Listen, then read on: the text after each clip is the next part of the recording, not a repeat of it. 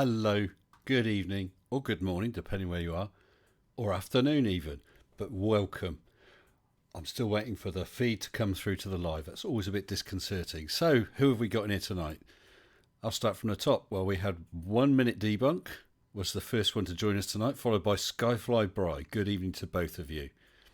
And Colon, the ever-present, wonderful moderator. Thank you.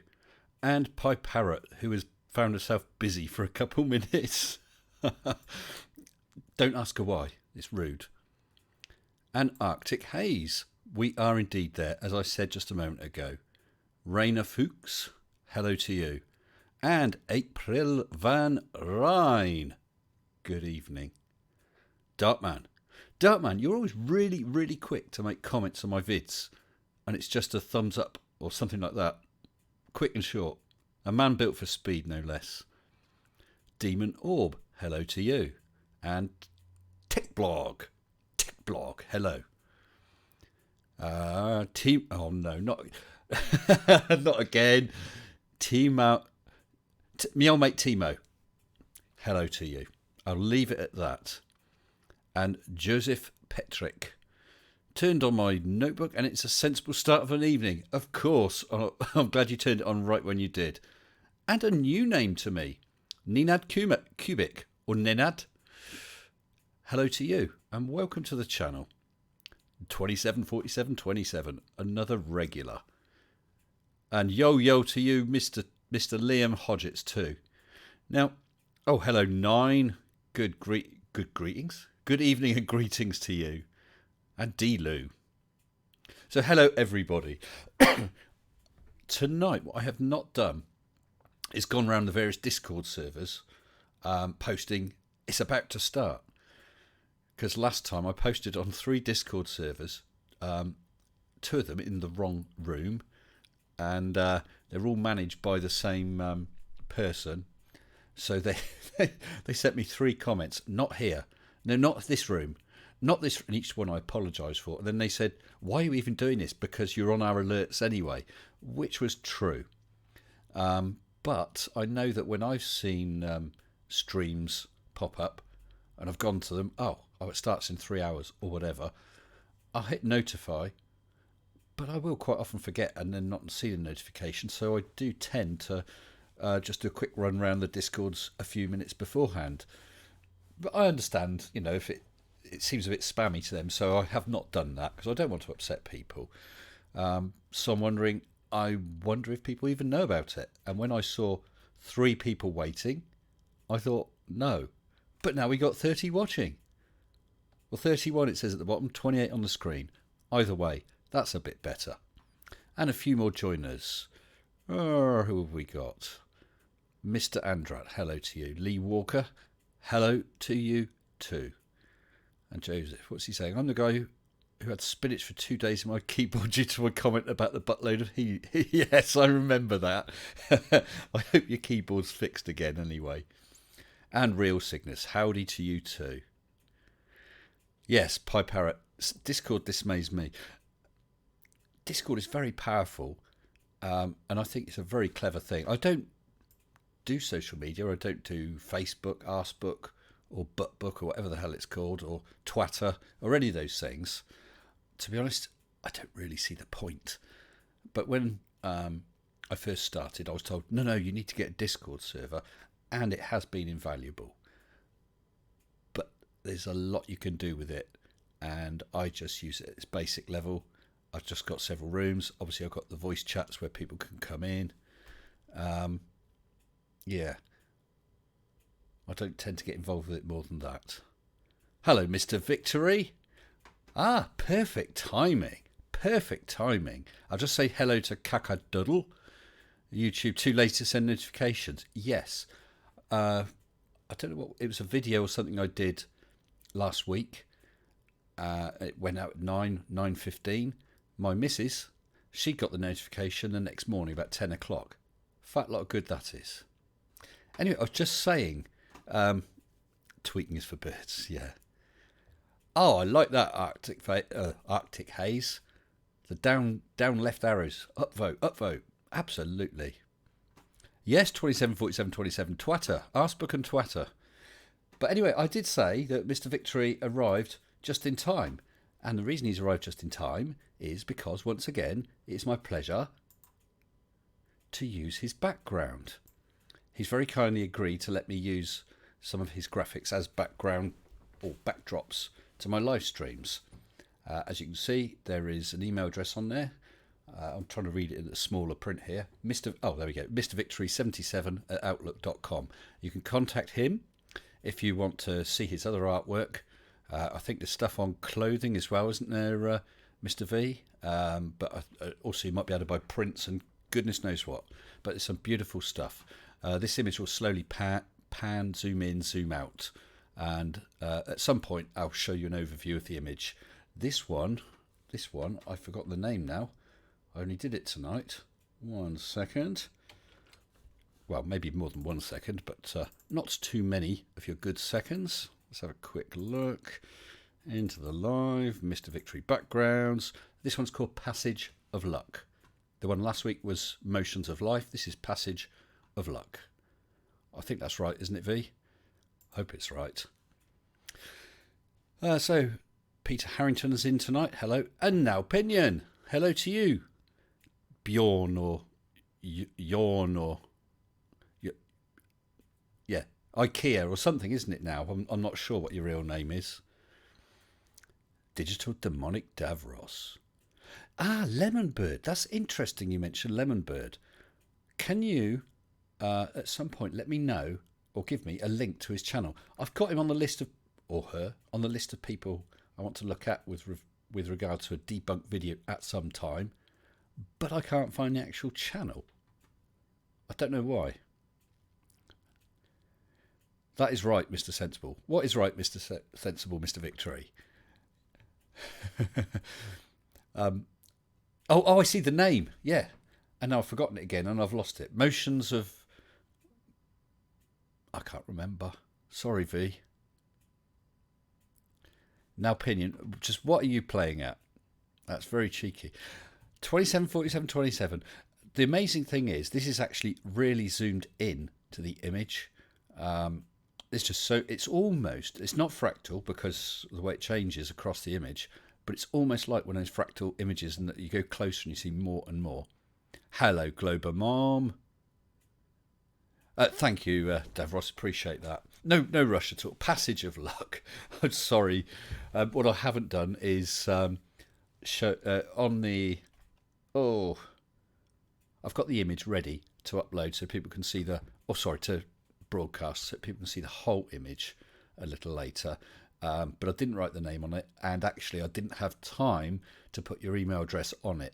But it's across the screen now, and we'll shout out about it.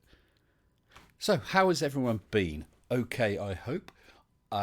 Yesterday had my first channel takeover, which was going to be Logical Troglodyte, but he was unable to do it. So Babes Troglodyte produced a vid together with Jut Monk the Drunk Monkey. I don't know how many of you have seen Jut. He's been on my live stream before now. He's made cameo appearances on a couple of my videos, but he's always been under control. He has a bit of a naughty tongue on him. His language can be a bit ripe, and there was some of that in there. Most people who commented were okay about that or even liked it. Some people, there were one or two others who didn't, and that's fair enough because I mean every creator has a different style, and I guess every viewer likes different things, and so there's nothing wrong with person X not enjoying this one. I mean, there are debunkers who I really enjoy, and others I can see what they're doing and I agree with what they're saying, but I just don't particularly enjoy their style. It's just taste, I suppose, different tastes. So if anyone saw that and didn't really like it, please take no offence. Just move on, because Friday, we have another channel takeover. Totally different style. Nothing like Jut. And I just saw, where is it? Someone says, I liked it, Jut is hilarious. Well, there you go, April. I know Mrs. Sensible who doesn't really swear. She thinks he's absolutely hilarious. Absolutely hilarious. So there you go. Horses for courses, I suppose. Oh, this whole business with a wedding. We've had some visitors from America, and I was bought a little gift. Does anyone like M&Ms? Do you think I could eat a whole packet of M&Ms during this live stream? Let's have a thumbs up or a thumbs down for eating a bag of caramel M&Ms. And I'll see what you say, and then I'll show you the bag of caramel M&Ms. Tex Helder, hello to you. Mad Max Ryzen. Mad Max Rarison. Well, Tex, if you can get hold of a link and get it onto me, you can email me, mr-sensible@hotmail.com. I will happily have a look at him. It may be a bit delayed because of all the business about weddings and so on. Good evening, Ross. We've got Flat Earth Aussie Jesus in the house. Everyone, both sides, that's you, Ross, and all you guys, please try to keep it civil. You can argue, but keep it civil, yeah? Shane Rushton, a great poet, runs through it. Cooking MCs look like a pound of bacon. Well, I must have cut. Oh, loads of thumbs up. I just realised. Okay, so how many people could sit? Well, let's say this stream will be 2 hours. They usually average about 2 hours. How many of you could eat a bag of M&Ms like that? I don't know if you can see. Let me just adjust this. 2 pounds, 2 ounces of caramel M&Ms. That's an M&M and a half. That would be for a marathon stream, I think. I think those things are gorgeous. Had a little packet the other day. Couldn't believe them. M&Ms, yeah, they're okay. Quite like them. But those, they are fantastic. And I understand you can't get them in the UK. Well, Pie Parrot, you said not as good as Smarties. I'd agree with you about the ordinary M&Ms, but these are something special. What's a civil? I say keep it civil. You don't have to get a civil. Flat. Holy moly, absolutely. The big bag, yeah. They said that bag was only a few cents more than the ordinary size bag. I'm not complaining. Now, opinion. It's great that Mrs. S watches some debunkers. Wife thinks tired debunker community are wasting their time. Yeah, I can understand that. We probably are. But it's fun, isn't it? So much fun. Cheers, everybody. Tonight is a Bailey's night. And if I feel up to it, Bailey's and a beer afterwards. Beer chaser. Oh, so who else we got? We've still got people coming, which is nice. Up to 46 now. TGK2 Space K. Not Space Comma, Space K. Hello to you. Blood sugars go through... I thought just picking up that bag would make your blood sugars go through the roof. Are they like toffee poppets? No, I mean, I like caramel, but quite often caramel in our chocolates, like, the Cadbury's caramel bar. I'm receiving no payment for that advertisement. That's really quite runny caramel. This is firmer. It's close. It's not as hard as toffee. It's sort of in between, but absolutely incredible. Oh, no channel for Lemon Bird. That probably would explain, Davros, why I was unable to find it. But thank you for that. I appreciate it. Oh, where are we? Joseph Petrick, strawberry... Oh, right. Strawberry gin, tonic with lime. Okay, that sounds nice too. So I've got as a topic tonight, starting topic, Sleeping Warrior. As we all know, he was one of the front runners yet again for DFOTY, and then he won. And so I believe he's no longer eligible for next year's. And at the time of that, he went very quiet. And I almost wondered if he was going to just sort of slowly wander off and not come back. But I was wrong. He's come back. And he just did a video. And the the thumbnail picture is a whole bunch of debunkers. I feel quite honoured because my face is there along with Bob the Science Guy. I can't remember who else now. There was a few of them. A few I didn't recognise, actually. I'd like to know who they were. Anyway, so he did a video that had my face on it. and it was called something like "This is a question that no ballers will ever answer," or something like that. So I've answered it. Today, I had great fun producing a video. I've been trying to get videos in the bag, and I've got the board up here, all scheduled in to try and cover this time over the wedding. But this one, because it's Sleepy, and he's so special, I've rescheduled what I had on Saturday. I've rescheduled to the week after, and Sleepy Warrior will be 21:15 UTC this Saturday, the 18th. And not only is he busted, he busts himself. So I'm really looking forward to that. Don't forget to hit those thumbs up or down. Well, that's true, Mr. V. I prefer up, but down is okay as well. And that's fair enough. Hey, Ross, oh yeah, you've already thumbs down. Thanks, Ross. I appreciate that. Always fun, aren't you, mate? Hey, I've got an Australian been visiting us because my daughter's wedding. So we got quite a few from America, but we got one Aussie here as well. I don't think he believes in flat earth, though, Jesus. Don't think so. Tex, he can always get an honorary first place. You talking about Sleepy? I mean, I'm not sure if he won or not, because he always failed to win, and now he's failed so badly he's won a prize at failure. But if he's won, does that mean he actually hasn't because he succeeded? My head hurts. Hurts bad. Let me just move this across. Okay, so I can try and keep an eye on what's happening.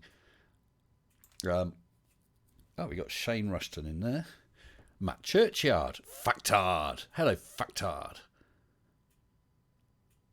Well, this is nice. A nice round 50. Well, it says there 51 underneath. Yeah, so Sleepy. What are people's... Oh, that's true.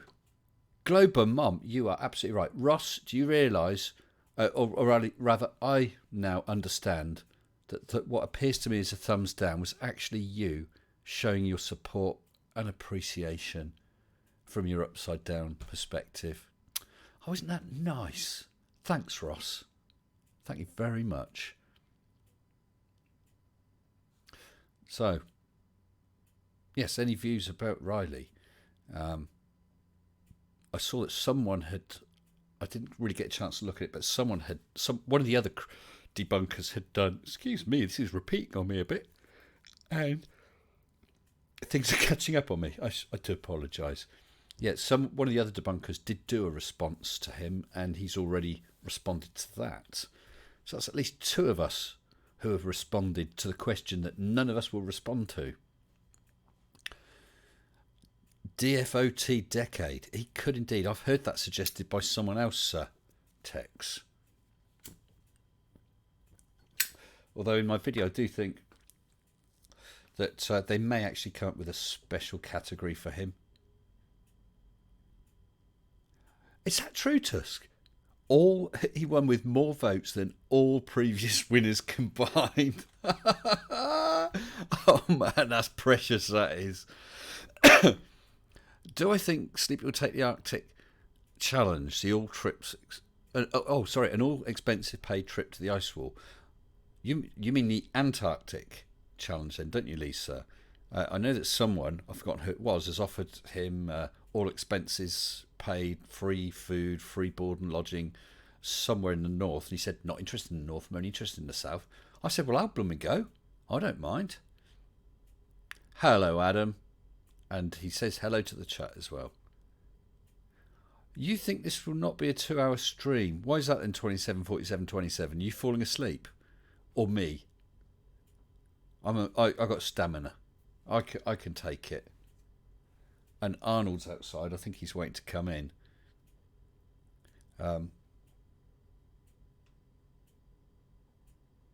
He's just surveying all that he can see. You know, he's a bit of a boss round here. Robert Adsets, Sean Hawkins. That was it, Robert. Yeah, Sean. Because I saw some of that. Because he did it like a picture-in-picture thing, and I saw that he'd used that photograph. Must have been from Blue Marble, mustn't it? Yeah. but I've done it too.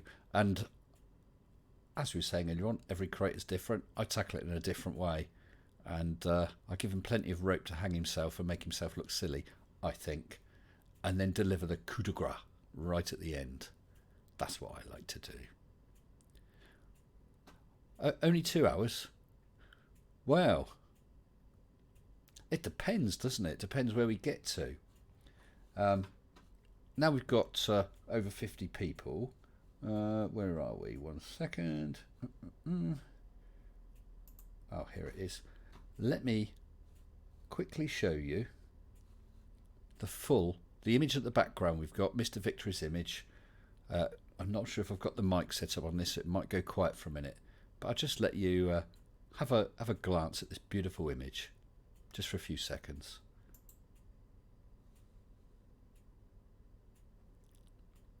Oh, I think sound is still working. If it's still working, hello.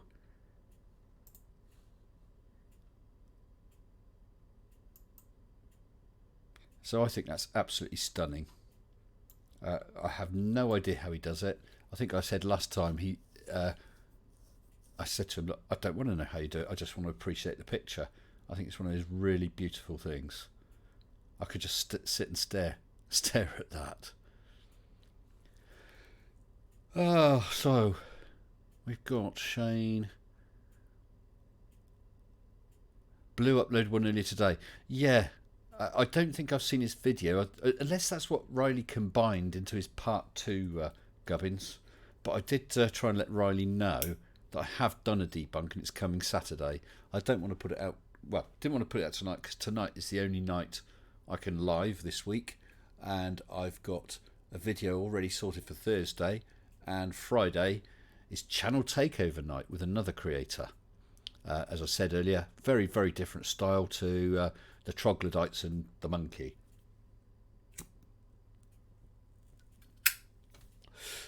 Tusk, is that aimed at me? Stop talking shite, Wurzel.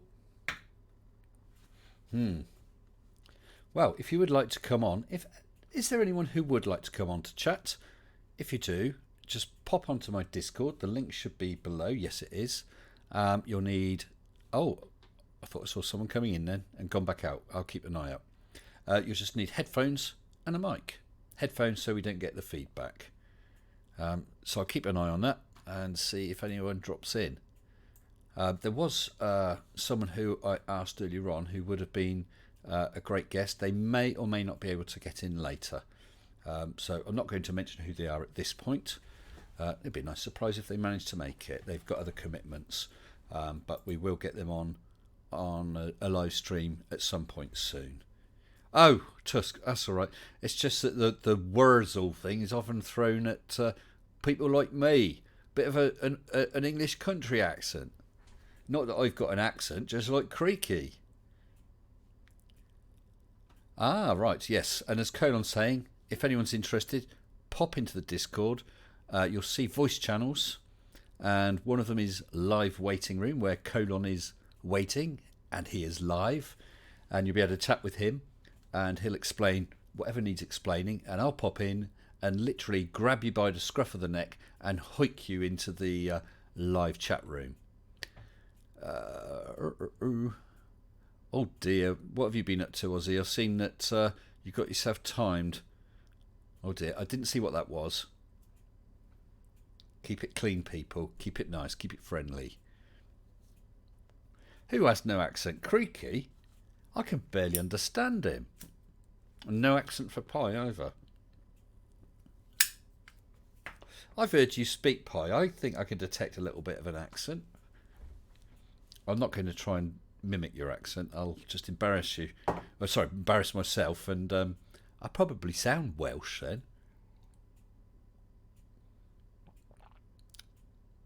Oh, Ross, you're welcome, very, very welcome to come in here, talk and argue about flat ball earth, any of your theories, try and debunk things that people are saying. That's absolutely fine, but keep it on the straight and narrow, mate, because that makes it so much better.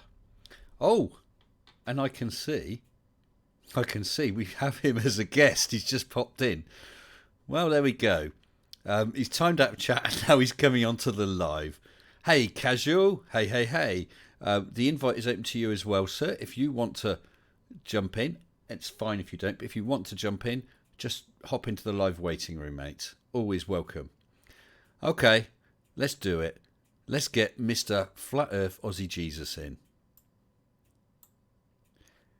Hello, Ross. Are you there? Can you hear me? Are you live? Are you well? Yeah, not so bad. Have you been a naughty boy? You just get yourself timed out in my side chat.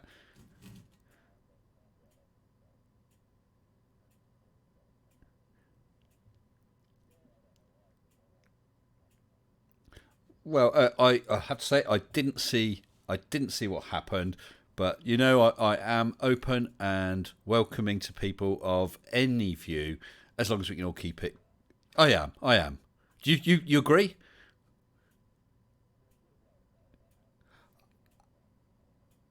Lovely. Well, thank you very much. Thank you very much, Ross. I'm sure we're going to disagree about just about everything else, but thank you for that. So, how have you been this? Oh, hold on, Ross. Hold on, Ross. This. There we go. Sorry, everybody. I actually didn't have your sound turned on, Ross. I do apologise. Ross was just saying what a good bloke I am. Thank you, Ross. Yeah, good bloke. Yeah, absolutely. Yeah. So, unlike whoever that moderator of yours is who likes to time me out for describing how he's brainwashed, that's I guess his downfall. Well, as I said, most people don't like to know the truth, do they? Yeah. So Ross, could you just try turning your mic down a bit if it's possible, because it's getting a bit distorted. Okay, I've only got headphones. Oh, hold on. I still think they say they can't hear you. Just speak, Ross. Yeah, g'day. Yeah, it looks all right at my end. Oh. Yeah, I can't. I don't know if I can adjust the microphone level on this one. Sorry, it's just attached to my headphones. This is so very. It does its own thing. Right. Please, people, if you in the chat, do shout out if you can suddenly hear Ross. I did have him have the desktop sound turned off. It is turned on now. When Ross speaks, I can see the indicators going, so it should be coming through. Oh, you can hear him. Can hear him. Can hear him. Can't hear me? Okay, yeah, so I'm not muted. I'm only muted on the chat now. Yeah, Factard says, yes, we can.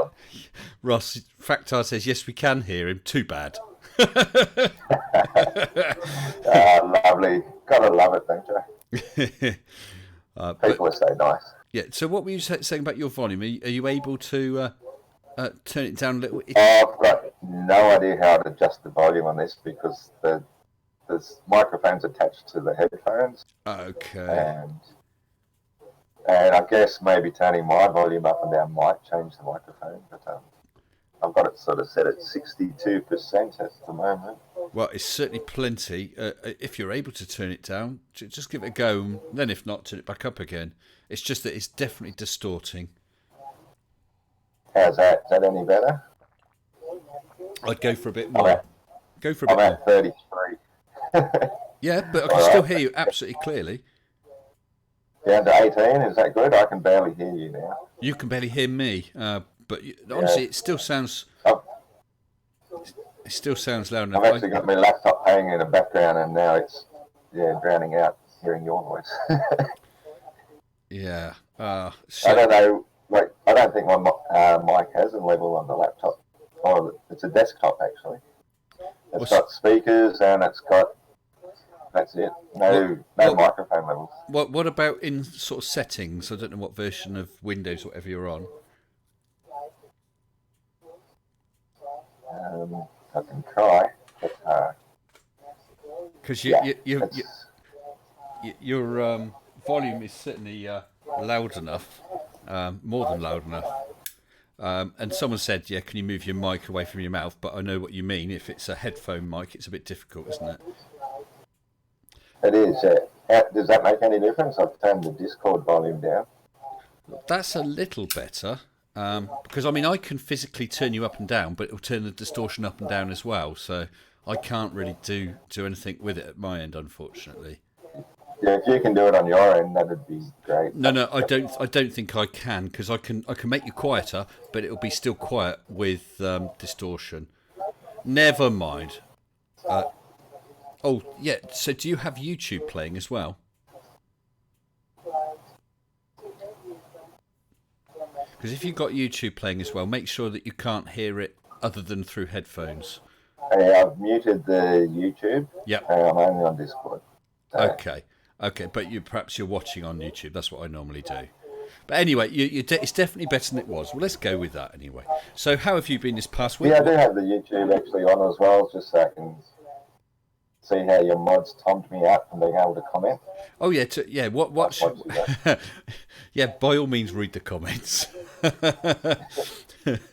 So, what you've been doing this past week or so? I'm not sure exactly when I last spoke to you, mate. Yeah, no, I just went out and had a nice game of bowls yesterday. I think I might go have another one this Harvey since I'm not getting any work at the moment. So. I've forgotten you did. I think I'm not trying to get you to dox yourself or anything, but I think last time you did say some of the work you do. I've forgotten what it was exactly now. I do traffic control these days. Traffic control. What? It's all casual work, so you really don't know what you're going to get until the day you get called out or the day before. You might get notified the night before. And so far this week, there's been nothing happening. So, okay. That's why I have all this time to spend on YouTube and stuff. All this spare time. And are you doing any videos? I've got one lined up that I want to do, but no, I'm not really doing them at the moment. No. It's pretty hard because I don't have any storage space left on my phone, even though I delete as many files as possible. Is that where you do all your stuff? I need 1,000 subs to be able to go live. So. Is that where you do all your stuff? Just on your phone? Yeah, I've tried doing it on my laptop, but the quality just comes through shit. Like the sound is terrible and it breaks up a lot. The internet is slow for some reason. So yeah, I try to do it on my phone if I can. I get quality. Well, a sensible question has actually come in for you, Ross, from the Casual Spaceman. Who I believe you've spoken to before as well, anyway. He says, please ask Ross. Pete Shea says the moon is a reflection of the sun and the sun is the reflection of Polaris. What do you think about that? The moon is a reflection of the sun and the sun is a reflection of Polaris. Yeah, I don't think that's got any bearing on reality, to be honest. I think each of these things are their own individual thing. They're quite unique in their own right. I wouldn't say that either one of those things is a reflection of another. I think that's crazy. Well, before I carry on with that, I've got a super chat coming from 3am Paranormale Horror for €2 saying I wouldn't mind joining Discord. Hello. Well, 3am Paranormale Horror. The Discord link is in the description. Come in there, jump into live waiting room, and we'll get you on the chat. That'd be great. And Conan, if you can hear me, I think we got someone sat in the arena. I think they found the wrong room. So just saying about reflections there. Ross. Yeah, I believe the sun is an apparition, the sun that we see. I don't think that what we are looking at is the true sun, but I don't think it's a reflection. It's just an apparition between whatever is the source of the sunlight and our atmosphere in between the viewer. That's why the sun can appear to be in so many different places at once. I remember conversations about that. Their own personal but one thing I'd like to ask you, because to my mind, your views or opinions, to me, seem to be pretty unique. I've not come across other people with the same sort of thoughts and theories. Have you, or to your knowledge, are you the only one? I think I'm quite unique. Yeah, I think for myself, and I like to work everything out for myself. So I'll listen to other people's opinions and all the various other flat earthers and globe earthers and everybody's opinion, and I'll make up my own mind as to what is what. And I'm pretty certain that I might be the one with the unique point of view as to what the sun itself actually is. So, Does it not concern you that either nobody else or perhaps only very few people share these sort of views? Not at all, actually. I think it's a good thing because I've been able to absorb knowledge from a wide field of different opinions, whereas most people just have the one opinion or a very small field of view, and they get stuck in that dogmatic belief. Whereas I'm able to absorb knowledge from such a wide variety of things that I can come up with a unique vision of what things are, and I think that eventually what I am expressing will become a mainstream belief. Until then, I just have to be considered the crazy one. And I'm fine with that. It doesn't bother me. But even let's say someone like Stephen Hawking, whether you agree with what he's come up with or not, but all these scientists, Neil deGrasse Tyson, Brian Cox, whoever, when they put they're not really scientists, are they? No, well, hold on a second. What I'm saying is, but when they come up with a theory or an idea, a hypothesis, and write a paper, it's peer reviewed. It's got other people to check the data, and do you know what I mean? To try and reproduce. But is that true? Who peer reviews it? Who are these peers you're talking about? Well, it would be that it becomes accepted because they're popular. Well, I know a guy who is a scientist. He's in the science of sort of artificial intelligence and robotics, and he has done peer review because, of course, it's all anonymous. So he sent papers to review and check. Right. But actually, there is another guest in the chat whose name I don't recognise. I'll give him a few seconds. I think it won't let me see the full name. Someone Leonidas. I can't say it. So I'm going to bring him in as well in a second. You just bear with me, Ross. Machines at work. Okay, you ready if I bring you in? Yeah, he's ready. Okay, so here is Leonidas. In a bit. Hello, is it Leonidas? Yes, also known as 3 a.m. 3 a.m. Paranormale e Horror. Paranormale e Horror, yes. How is my pronunciation? Very good, very good. Oh, is it?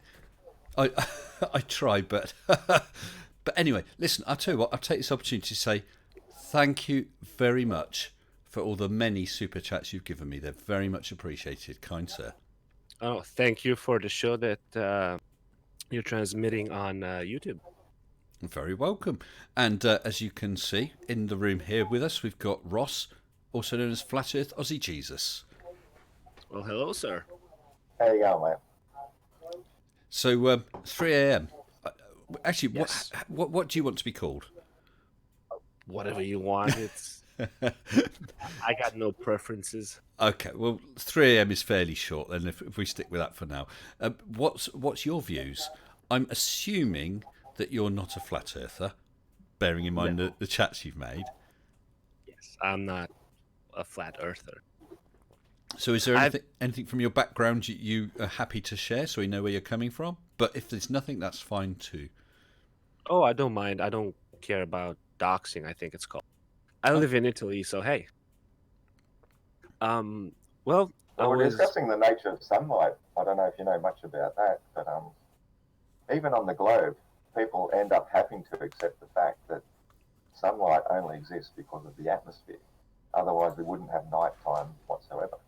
So do you agree that we need the atmosphere to actually create the light, or have you got some other opinion on what light is?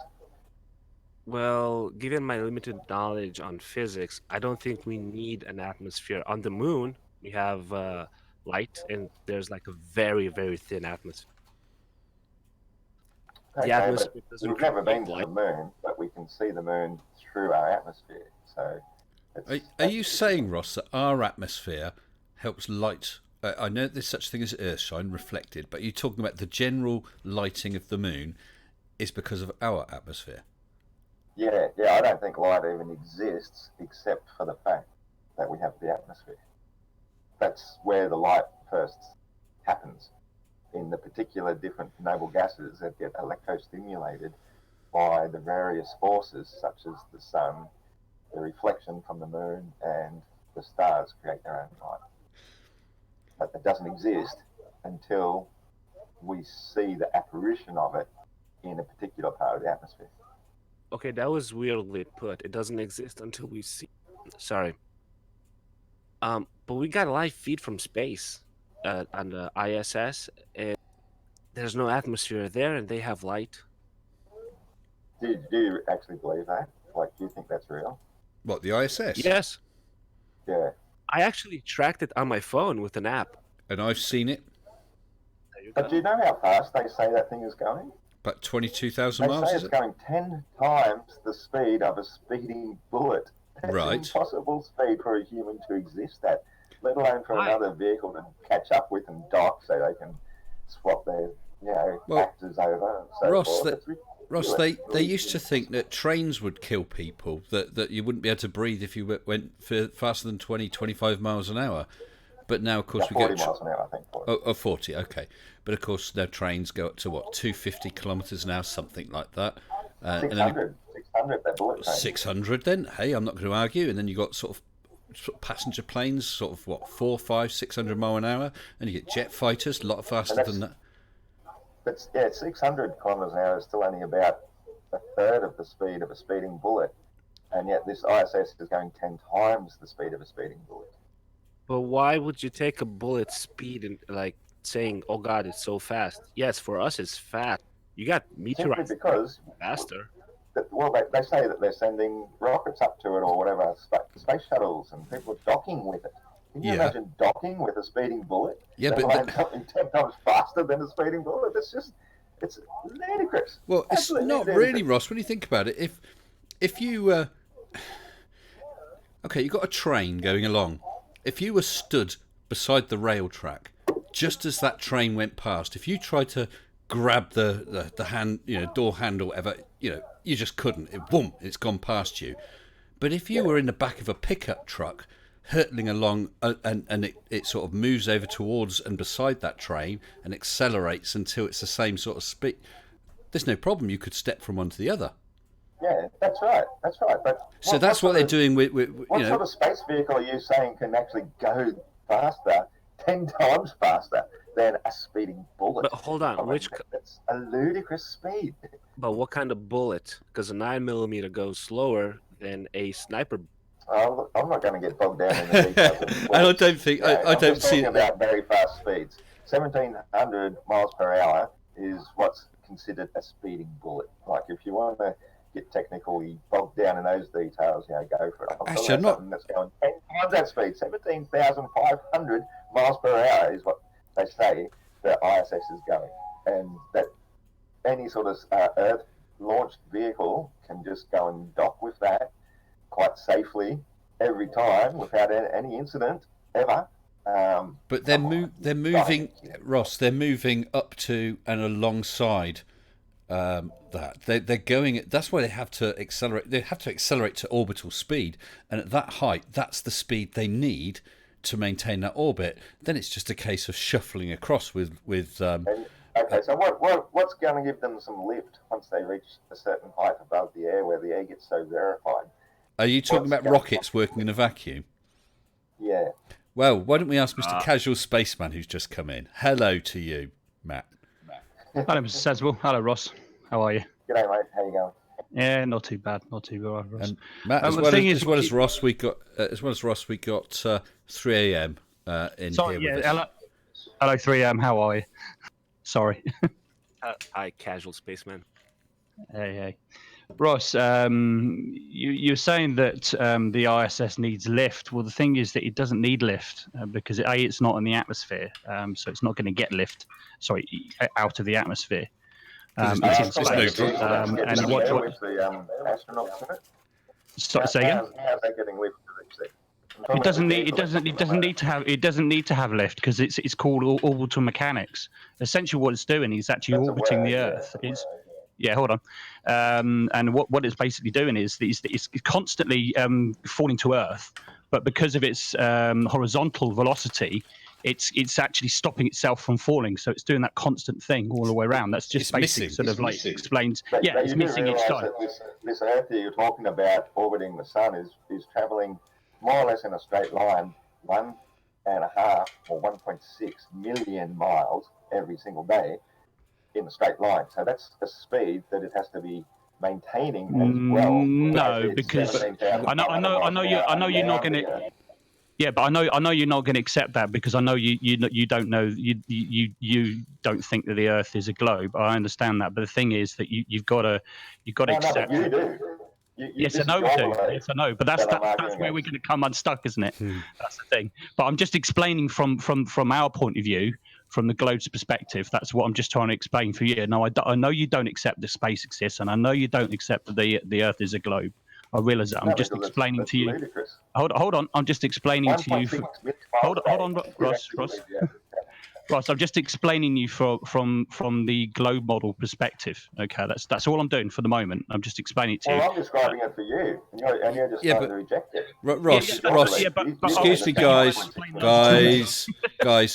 Ross, please let Matt explain it. Then, by all means, argue against it. Listen, but yeah, he's trying to block my argument when it's his argument. No, it's Ross because I hadn't finished. That was all. I was quite happy to to explain it and then allow you to talk.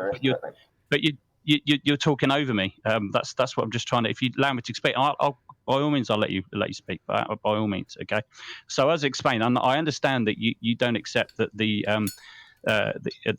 live on a globe. But the thing is that there is no atmosphere, so it doesn't need lift, okay, to begin with. I've just explained orbital mechanics, and, we have a mass. The Earth is a mass, regardless whether it's flat or a globe, it's still a mass, okay? So, just with the globe alone, orbital mechanics comes into play.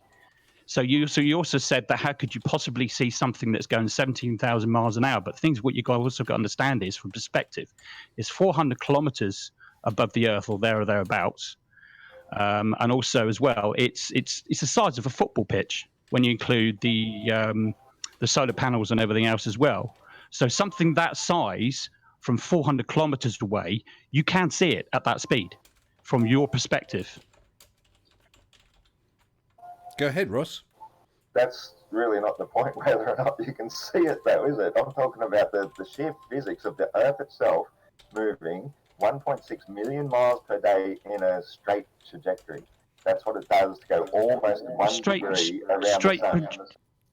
Straight trajectory going from where to where, though? I don't understand what you mean by straight trajectory. What the Earth is? 1 degree around the sun. It takes 365 and a quarter days to go around the sun in the heliocentric belief, which means that each day the Earth is moving in a virtually straight line, almost 1 degree, 1.6 million miles. So for the ISS to be able to keep up with the Earth going that fast means it's not just going to 17,500 miles per hour around us, it also has to be accelerating with that 1.6 or it's 66,600 miles an hour. That's what it has to be also going. And it has to be accelerating and decelerating just the right amount, because sometimes it's going to be in front of us, sometimes it's going to be behind us. Just as the moon, just as all the other satellites have to be doing. It's just ludicrous, ridiculous. Matt, before you answer, Matt, first of all, with regard to Ross and the straight line, I know exactly what he's saying. Based on the heliocentric model, yes, the Earth's going in a circle, but it's such a bloody big circle that it's virtually straight at any point. Right. Yeah. So I get exactly where you're coming from with that. As for the accelerating, decelerating thing as ISS orbits around it, you've been watching Chris UK, the gate guy, haven't you? He was going on about that. Yes, he was. Like virtually any satellite, even the moon, it has to be accelerating and decelerating. No, it doesn't. That linear velocity. Well, here's the thing. You see, Ross, you won't allow me to explain the heliocentric model. What I was trying to explain to you, but hold on. But you're also using the heliocentric model to say how ridiculous it is. Just so I mean, so right. But let me explain this to you, right? But the thing is, what you're going to understand is I've just explained about orbital mechanics using the heliocentric model that you've just demonstrated yourself.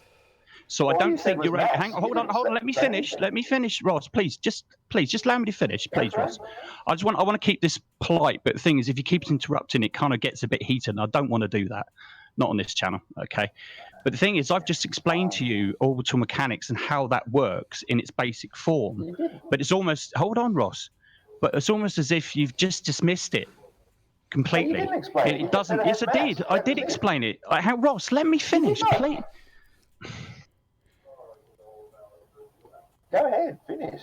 But No, it's. please don't tell me you said something that you didn't say. You see, Ross, you're doing it again. I'm trying to explain to you. I think I'll probably just leave because I just wanted a calm conversation, but we're not having it because you won't allow me to finish what I'm trying to say, and we're going to get heated. I don't want to do that. And Ross, every time, see, you're doing it again, Ross. You're doing it again. Okay, guys. All right, okay. I mean, I'll leave it there because I don't think we're going to get anywhere because I can't get my point out. I'm giving you ample time. No, you keep interrupting me. Well, listen, Ross, don't lie, Ross. You keep interrupting me. Okay, all guys, the time. guys, we're going to end it then. Okay. We're going to end it because, well, there, he's gone, Ross. I'm just giving him ample time to speak, and all he can do is rave about how he's not given time to speak. Well, no, listen, I'll be very, what's the word? Fair about, if he's spoken about something, about making sure that you can speak about something and so on, but you did keep sort of chipping. I know what the temptation is because you want to address that little aspect of what he's saying right there and then, but you really need to... Yeah, but he said he explained orbital mechanics, but he didn't. He just mentioned the word orbital mechanics and he mentioned the word mass, and he didn't explain that at all. And I'm coming up with decent, realistic explanations for the actual speeds that is alleged to be given to this insane heliocentric model, and he can't address it. And all he can do is say, I've already said that, but he didn't. He just ignored it and brushed it off aside. And then because I chip in a little bit, he goes, you don't let me speak. And then he spends 5 minutes telling me how I don't let him speak. Ross, what you did... He had every opportunity to speak. You didn't explain anything. All you said was, oh my God, I don't believe how fast that thing is going. That's not giving an explanation. That's just saying, oh my God, I don't believe how fast that thing... It's different. Yeah, but he didn't explain how it could go that fast and how... Hello, 82. Do you want to come in? Yeah, I'm ready to go when you are. Have fun. Well, I've brought someone else in. 82 Productions. You're in the wrong one. Move. Speed. Hello, I brought in another one, 82 Productions, to join us here. Hello. Hey, Ross, how you? Oh, 82. How you doing? Oh, and if I may, one more thing. You should use kilometers because they're 60% bigger. Oh, we're going to go on that bit, huh? Greetings, 82. How are you? We used to do a fun run. It was 8 kilometers or 5 miles. So it's pretty simple for me to think in both terms. But anyway, sorry. All right. How you going, 82? I'm doing all right. I do want to get back to something that you touched on before because I want to keep it as easily understood as possible. So one of the things you brought as a contention was how would something launched as, say, a resupply to the ISF, if it is what it is claimed to be, how would that work? How would it be able to get up to speed? Am I correct in that you're taking... Yeah, damn straight, because I know for a fact that a thing needs lift and it gets lift from the air. That's how an airplane works, because it pushes through the air and gets lift. Now, I know you say a rocket will also have its thrust out its thruster, and that's, reasonable. I'm going with that. But to reach 10 times the speed of a speeding bullet in order to be able to safely dock with this amazing satellite the size of a football field, 400 kilometers above the Earth, I'd love to know. Okay, let's start with something small for comparison to make sure that we're understanding the principles first. So, do you prefer football or rugby? Super chat. Excellent. Rugby league, actually. Okay, so rugby. You're more of a fan of rugby than football. Okay. Yeah. So, which is able to move faster? A passed or kicked ball or the other player on the receiving? The ball. But how can they ever meet up if there's such a disparity between the speed of each? Yeah, but they're both in motion, right? We understand that.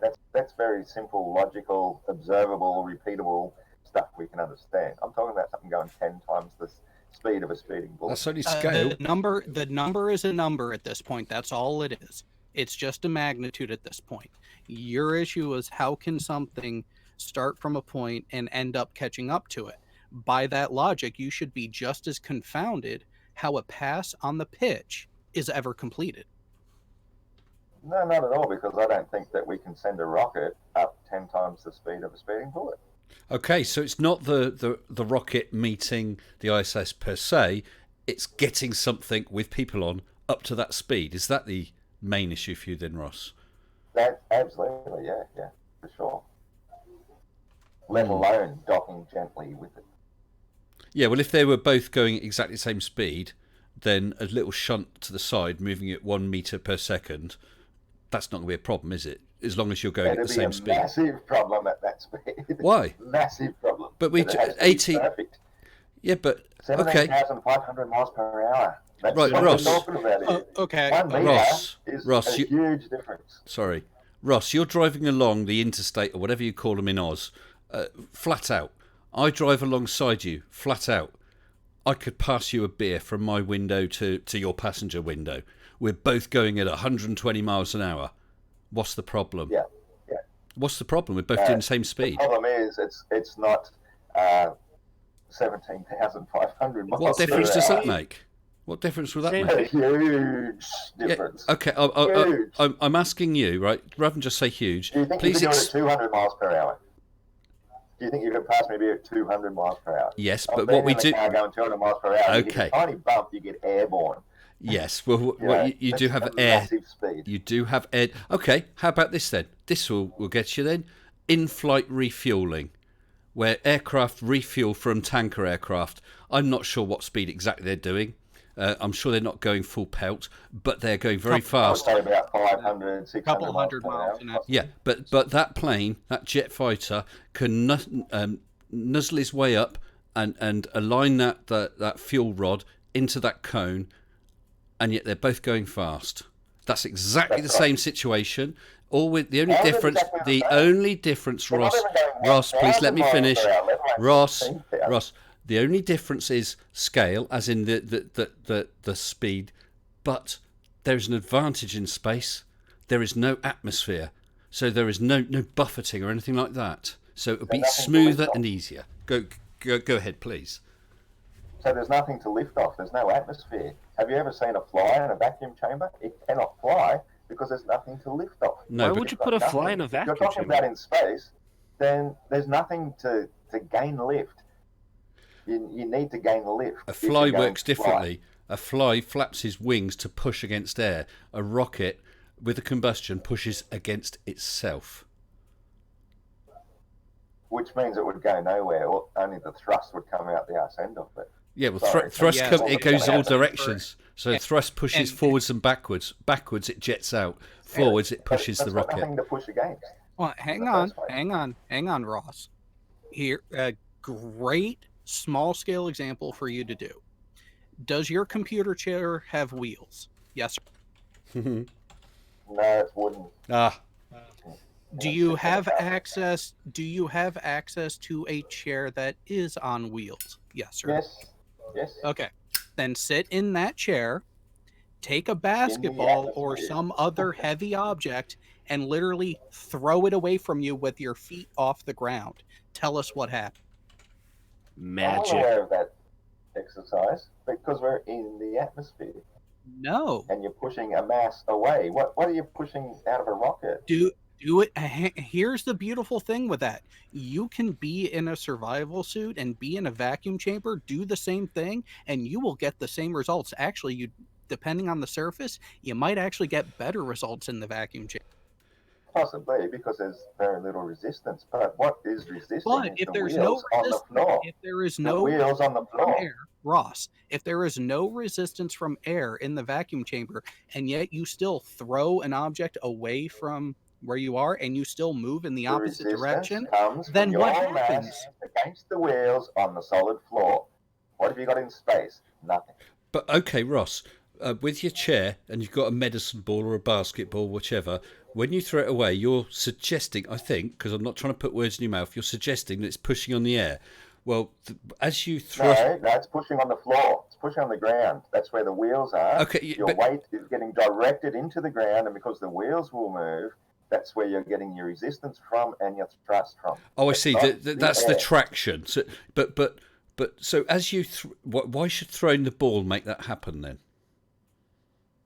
Because you are applying a force into those wheels by pushing the ball a different direction. You're actually pushing that force downwards into the wheels, and because the wheels have traction on the ground, that's where the resistance is, and because the wheels roll, that is what's going to push you forward. If you do it on ice, there's no friction. You can do it on ice, you can do it whatever you like, yeah. But there's no friction. You're still going to have something to offer the resistance to that the force goes into.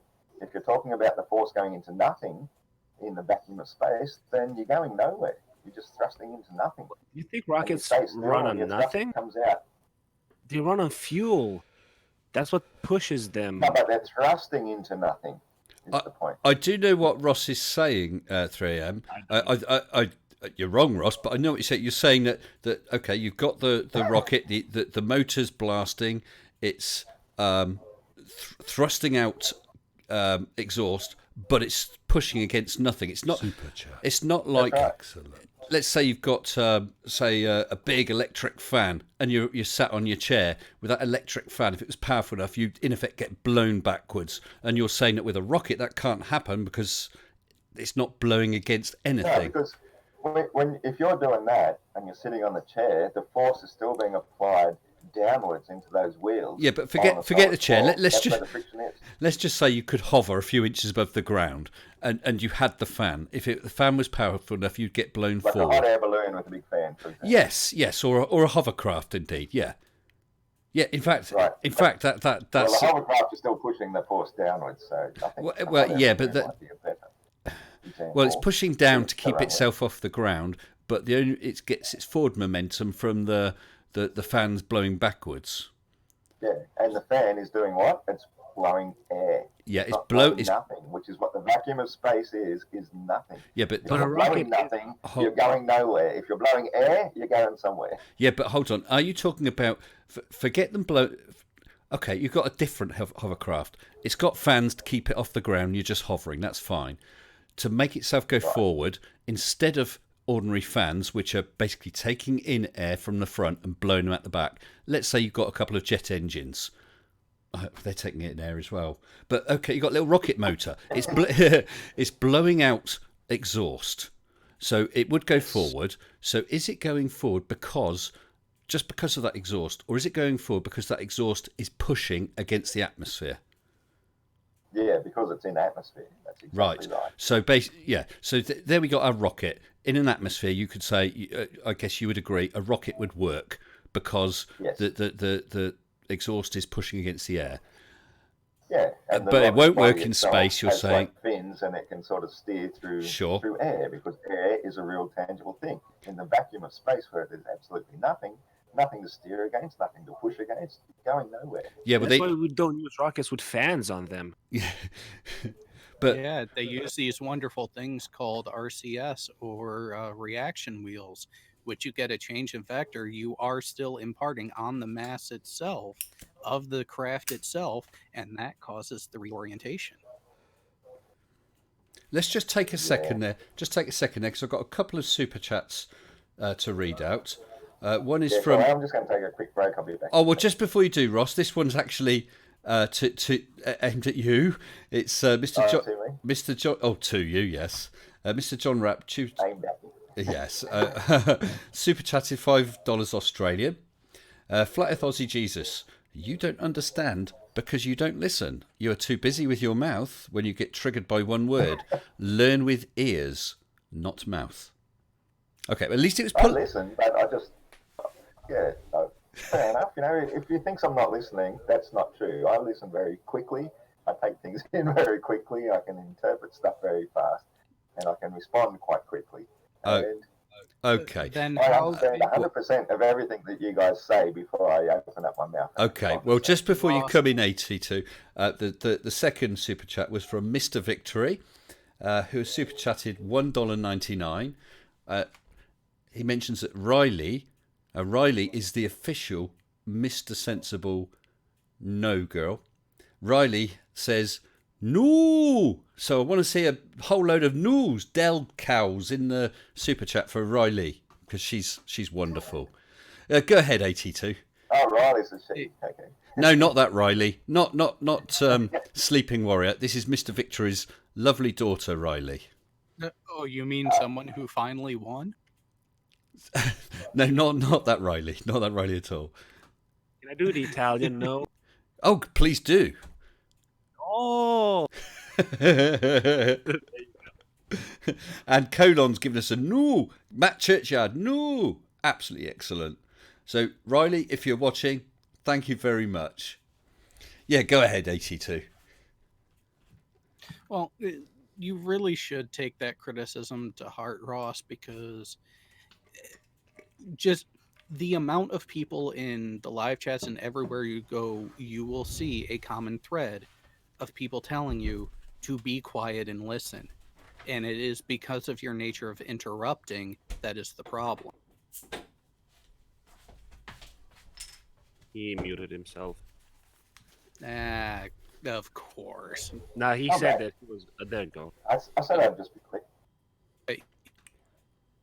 It's 9 o'clock in the morning. I've got to go get a beer. Come on. What do you mean? It's 11:06 p.m.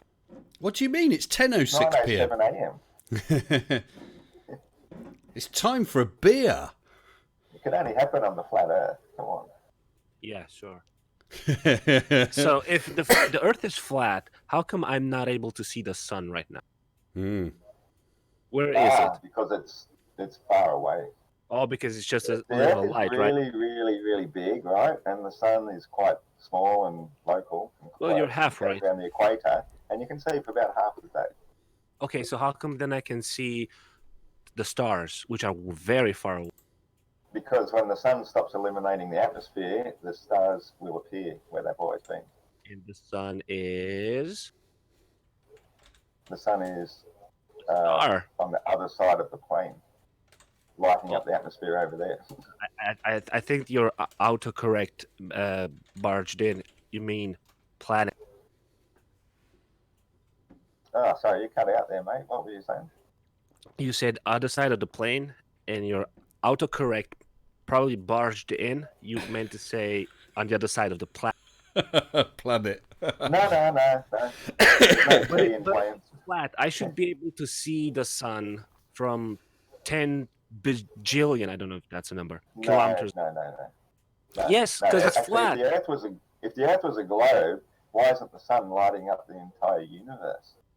That's visible to us. Well, you because can it's see not it. Yeah. Sorry, 3AM. You carry on for a while, mate. It's not putting out. It's not outputting an infinite quantity of photons. So the further you go, photons.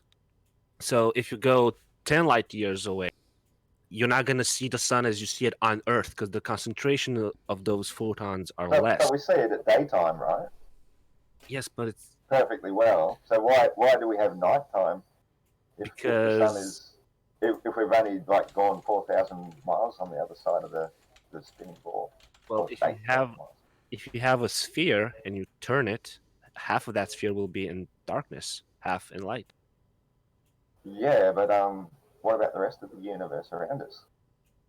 Well, you can see stars from a long distance. I'm not sure what the furthest distance for a naked eye star is, but we're talking about tens, hundreds of light years, depending on the brightness of the star. I know that's what you guys like to think, or what you've been convinced to believe, but to be honest, they only exist at the same place in the atmosphere, which makes it look as though it's a personal dome. That's why when you go out and look at the stars, you feel as though you're inside a planetarium, because that's how they appear to the viewer. Who created the dome? Sorry? Who created the dome? the viewer. It's not really a dome. They're actually parallel to the ground, but it just appears to be a dome to you because you're the viewer. I got no words. Sorry. Yeah, as far as I'm concerned, the atmosphere is actually parallel to the ground, but because of perspective, it appears to be a dome to each viewer. Well, yeah, at face, all you've got is tiny little dots, tiny little lights. So there's nothing by eye to gauge how far away they are. So they're going to look all basically the same distance, aren't they? Yeah, So, exactly. certainly, just at face value, going outside, looking at it, you know, a dome is a reasonable assumption to make initially. Yeah, 2,000 years ago. Whether or not there's actually a dome above us, I don't know. I'm not convinced that there is. I think maybe, another description for it is called a firmament, which means stretched out like a tarpaulin, and I think that's actually a far better description of the way our atmosphere works and how the nature of light works, why everything that we view through the atmosphere will appear to be more or less about the same height. So what do you think stars are then, Ross? Personally, I think they're light beings. They're higher entities like angels. Do you think that they move? No, Ross, please no. But do you think they move? Or are they fixed in place? Around Polaris, I'm pretty sure they do move as Okay, one body, and there but are in some relation- wandering stars as well, which makes them sort of like higher entities, and they move in sacred geometric patterns. Well, if we can leave planet/wandering stars alone for a second, just the ordinary stars. You said and you agree that they revolve or appear to revolve around Polaris. Let's not even go to the southern hemisphere or hemiplane right now.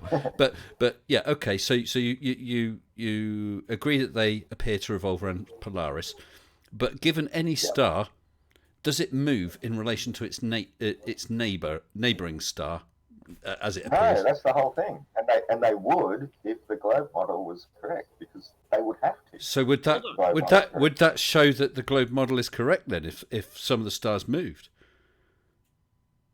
it would certainly add some assistance to it, but we've seen the constellations are fixed for thousands of years. Right, Ross. Sorry, 3M. I feel I've got him on the run with something here. So, Ross, I want you to look up Barnard's star. That is so one star. No, there are more, but Barnard's is the one with the greatest proper movement.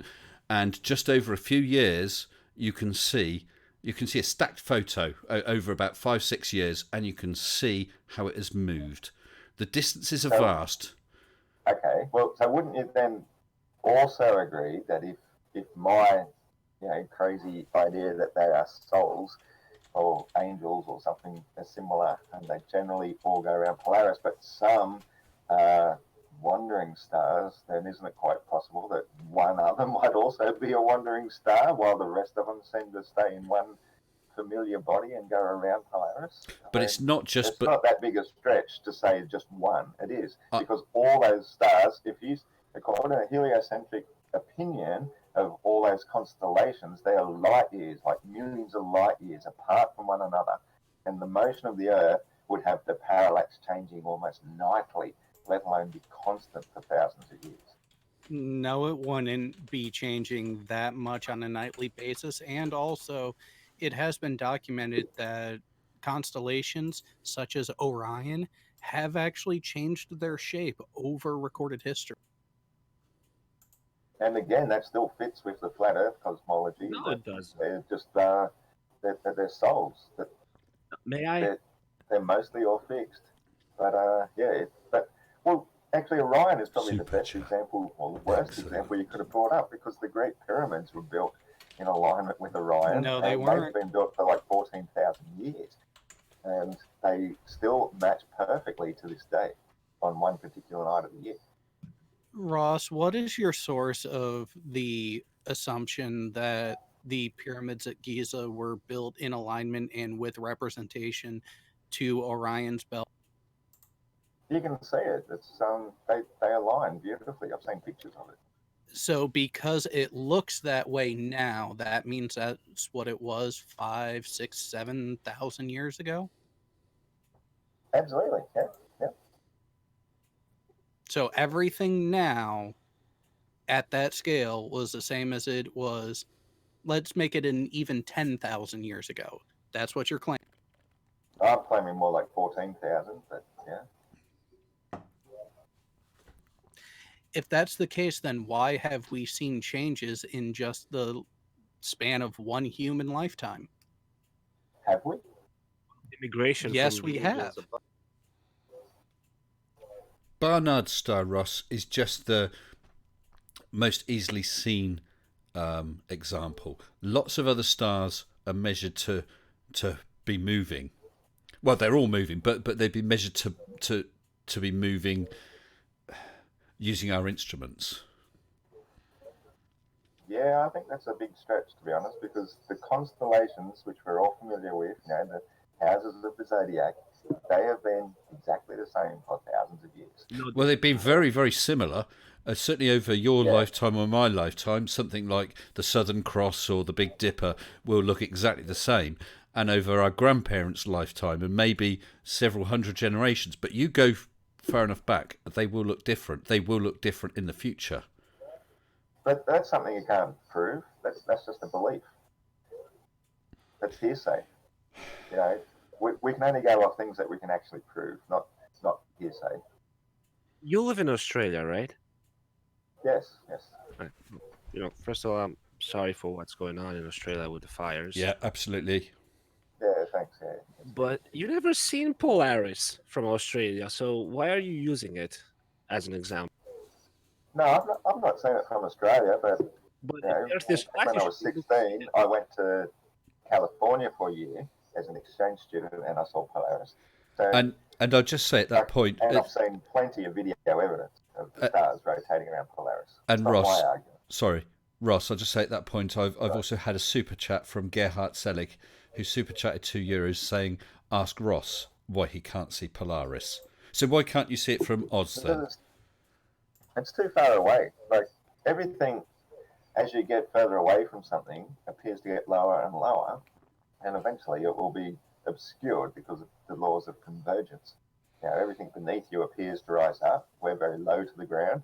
By the time you reach the equator, which is what the ancient navigators did as they navigated the world and charted it all, they realized that you can no longer see Polaris because it's too far away. That because of their superstition, they said that it's gone below the Earth rather than being disappeared because of convergence. So it's just an ancient superstition to say that the Earth was curved, and that's what causes Polaris to disappear. It's just distance.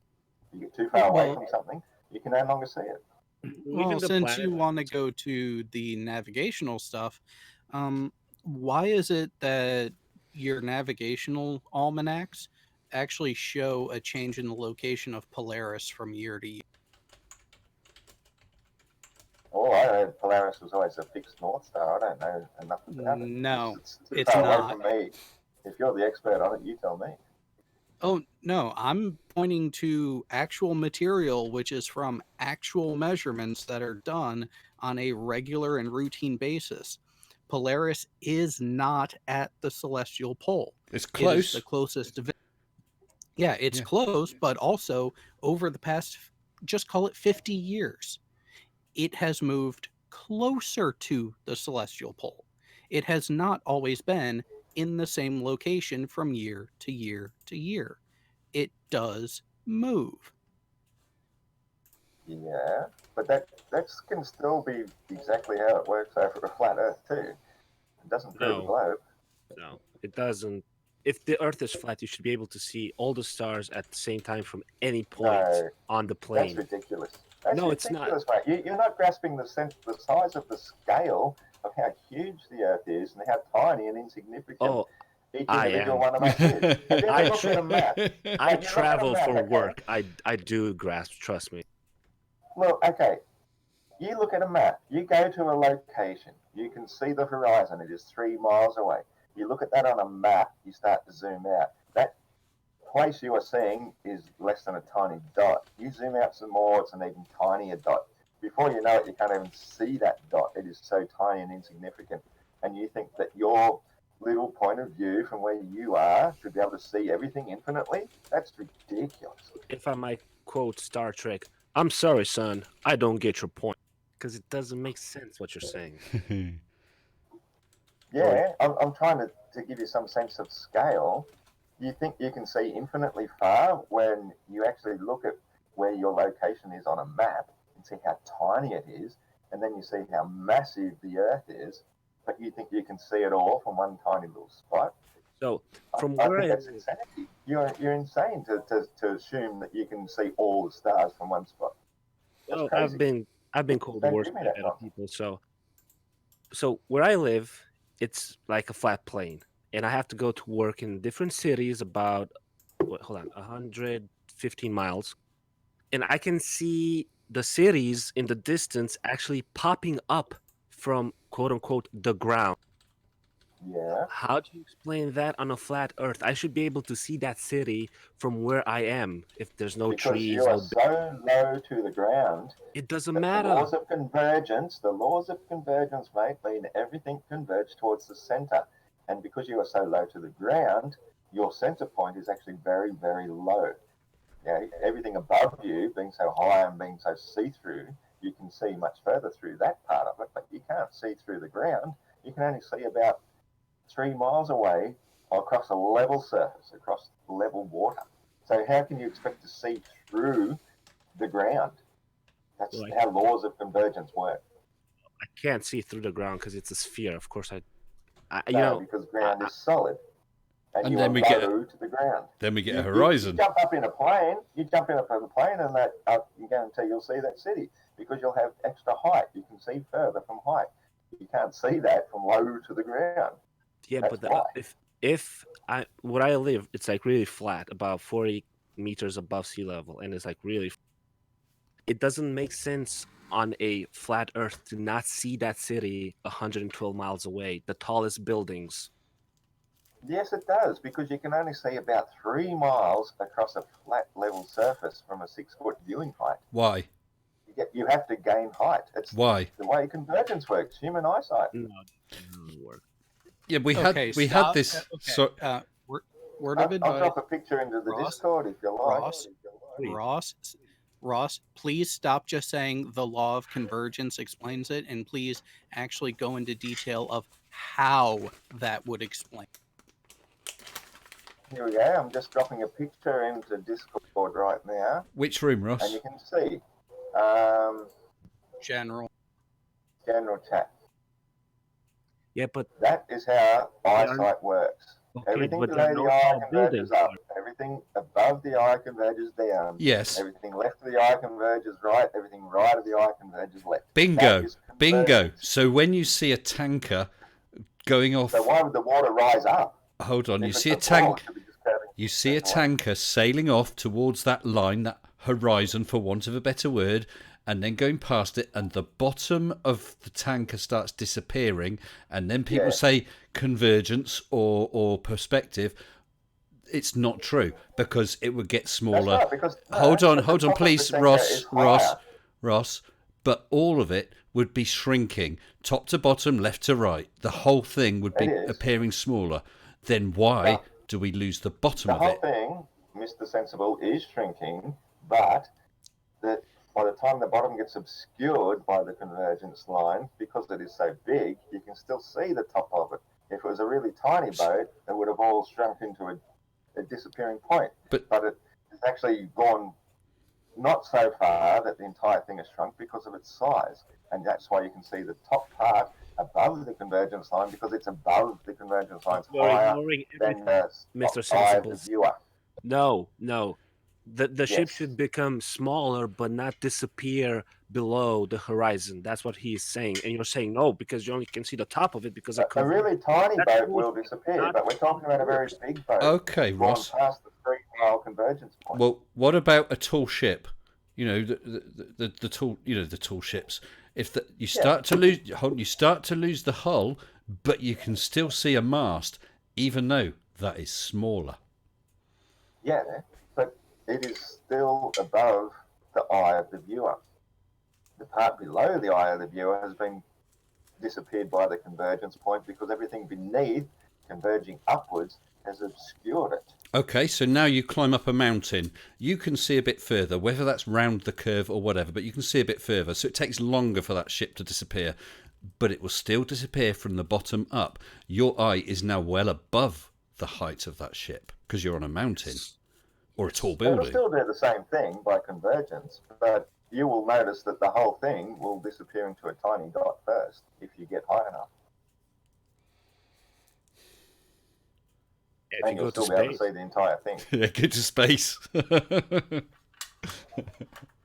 Well, no, it just reaches a point where it no longer has visual resolution because it's so and tiny from the and distance. that's why we don't use our eyes to measure anything, because they're imprecise. They're not made to measure things. I think we use our eyes to measure things. Like No, everything. no. You can give a rough estimate of how big something is, but you can never go down to like millimeters and stuff like that. Well, I don't have a braille ruler. You know, like if I use a ruler to measure something, I do use my eyes. Sorry. No, I understand what That's you're a silly saying. statement. No, it's not. You cannot tell me how far that ship is or how big that ship is. You just see it. That's why we No, I'm use not talking about measuring the distance of it, though. But you Ross, should. Ross, I But, think but you need you're saying I can't use my eyes to measure something. That's crazy. Ross, there's someone here on cam. You'll get it in a second. Meet Arnold, Slayer of Flurfs. Hang on. Let me get my I've been popcorn. watching the Discord. What have you got? Something on camera. Oh yeah, Oh, he's a big cat. and he kills Flurfs if they piss him off. So be careful Are you with. sure it's not Adolf? Sorry, Are you sure his name's not Adolf? it's Arnold, as in Schwarzenegger, and he makes mincemeat of flat earthers. He's got a bit of an Adolf sort of mo. You know. Your own community tried to pull a ship back into view with very expensive gear, equipment, and how would you explain that failure? I can find the video if you want. I was looking at Adolf. What were you saying? That somebody tried to zoom in through the convergence point and couldn't see through the convergence point because the convergence point is solid. Is that what you're trying The to say? convergent point is solid. Just take an Well, it's example. water, it's liquid, but in the case of boats, but you still can't see through it because it's so thick at that distance. I know Ross and the viewers can't see it, but there's that very well-known picture. If you can look in the Discord room again, there's that picture of a sailing boat with, I think it's 3 masts plus whatever the little sail is in front of it, and you cannot see any of the hull. You can only see sort of most of the sails and the masts.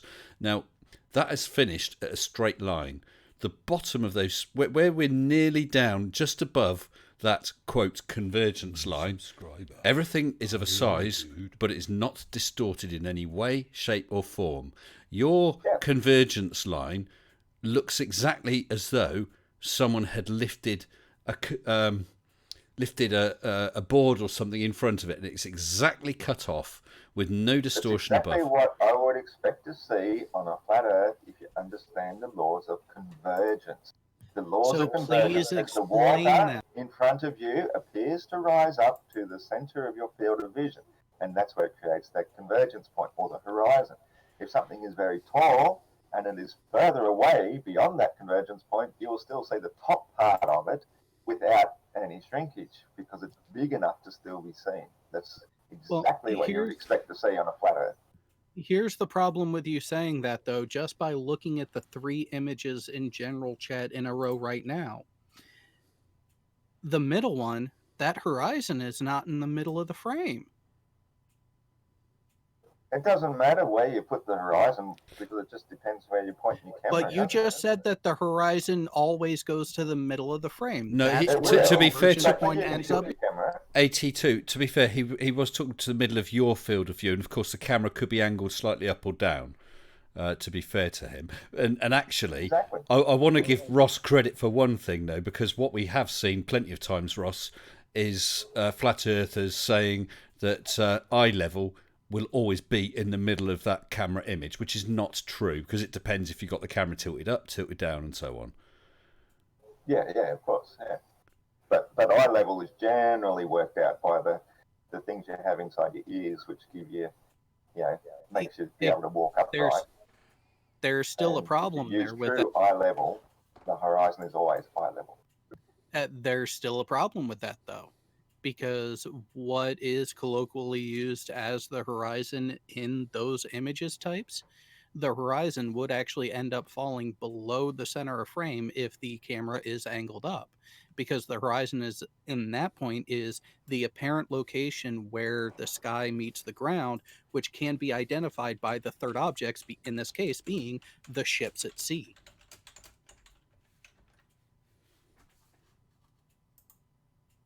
Yeah, no, I'm not following what you're trying to say here. The horizon will always be the horizon, and it is made 100% by the eye of the viewer, and it will change as you change elevation. So just because you can tilt your camera slightly up or down, that doesn't really change where the true horizon will actually be. But so here's the thing. There is no true horizon, since there actually is that innate variability. Well, at this point, that's right. At That's this right. point, it's a point. At this point, I'd like to introduce the creator I mentioned earlier on in the stream, without naming him at that time. He's turned up, Mr. 1 Minute Debunk. Hello, good evening to you, sir. Hello. How are you? I am knackered. Well, I don't know how much of the stream you've caught, but in with us right now tonight, we've got AT2 Productions. We have Ross, Flat Earth Aussie Jesus, and we have a regular super chatter, 3 a.m. Paranormale e Horror. Probably easier just to call him 3. Hello. And we'll be How talking are you, about... 1 minute debunk? Yeah. I'm good. The kids are keeping me up at all hours, but you know how that is, I suppose. Excellent. Are you keeping well? Yes, mate. Yes, always. That's good to hear. So, 1 minute. You did a 30-second debunk for my 1 minute debunk invite challenge thing, didn't you? Which was gratefully received and may have been a bit uncomfortable for you. And 1 minute debunk, I'll just let everyone know, is one of the very, very kind creators who has provided a video for one of my channel takeover slots. I'm not sure if that's next week or the week after, because I'm still scheduling. So I've seen it, obviously. It's cracking. And I'm looking... well, we can enjoy it, even if no one else can yet, one. But yeah, hopefully everyone will catch that, because it's a good one. And go visit his channel. Well, go visit his channel anyway. Visit his channel after this. But after the channel takeover as well. So how are you keeping? Oh, I've survived the Christmas, New Year sort of thing, and I'm sort of coming to terms with life. Life. As one does every January, I suppose. Don't talk to me about life. That's like waking up in the morning. Did you say whacking off in the morning, Ross? No. Wait, doesn't everyone do that? Yeah, exactly. Like, what the hell? Oh, man. I know. I guess that's one way of coming to terms with it. So, I have a serious question for Flat Earth Aussie Jesus. Let's say the Earth is flat. Okay. Who would gain what from hiding the fact that it's flat? And that's just a question that pops in my mind right now. I don't know that anybody really gains that much, but it certainly puts the whole concept of scarcity into the earth and makes prices keep going up. And, if we thought that the world was infinite and that there's an infinite number of resources and abundance for everybody, then prices would never have to go up. But we don't believe that. If we create scarcity and somebody's charging interest on everything, then it's quite easy to put everybody into this fearful frame of mind. Oh, we're running out of fuel. Oh, electricity is going up. Oh, all these things, and so we just accept it. Yeah, Whereas really, everything should be freely available to everybody. Well, no. I'm an industrial electrician. Do you know how much it costs to put up any kind of electric devices in an industrial zone? I'm talking 20, 30 euros an hour for the electrician. If everything was free, you wouldn't do anything. Why would the farmer go and make food if he had to give you the food for free? Because he likes to eat. And Okay, people like to eat. Who would go in that the wasn't carbon the question. mines? Wait, Ross, that question about farming, you did not answer it properly. It's why should the farmer give up his crops to you?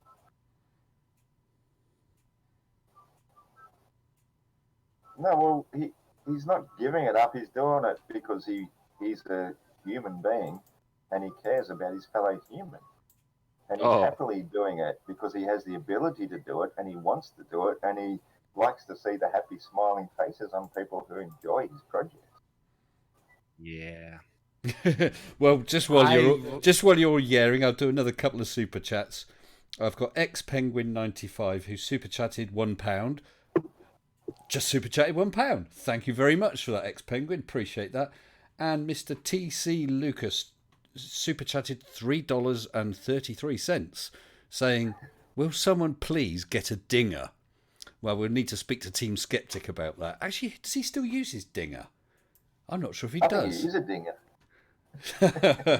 No, I think he broke them all. He broke all his dingers. I'm not surprised. He had to hit his dingers a lot. Anyone who doesn't know who Team Skeptic is going to be pretty confused. Well, they are, but if they don't know who Team Skeptic is, I would be very surprised. But Team Skeptic, for those of you who may not have heard of him, used to do, well, he still does videos and does a lot of streams with Fight the Flat Earth.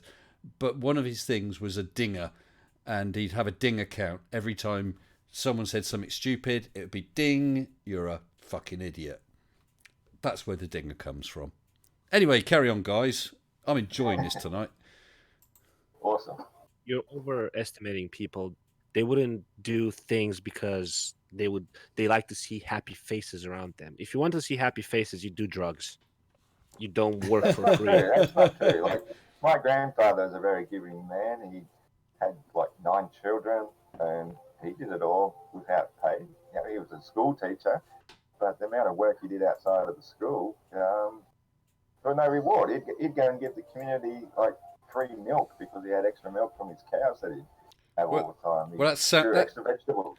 That sounds he didn't do it for money. That sounds very nice, Ross. And certainly there are people who work for charities and work for very little, if no pay. But what about the guy who? That if we got rid of the whole money side of things, though, people would do that. What about the guy who has to go down in the sewers and clean out fatbergs? Do you think he does that because he wants to help people, or because he gets a good roll of dosh for doing it? Probably. Well, I think that if it had to be done, somebody would do it at the end of the day.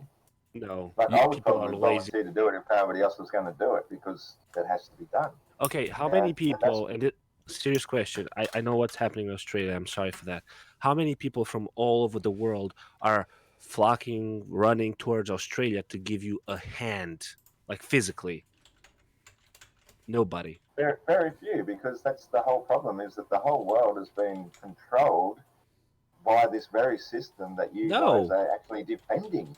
You are defending the global system, which creates scarcity, which is why nobody is rushing out to help anybody, because we're all too afraid about how we're going to survive tomorrow for ourselves, because we're all debt slaves to this system, which only works because our minds are controlled by these thieves, stealing our lives, stealing our minds, stealing everything from us.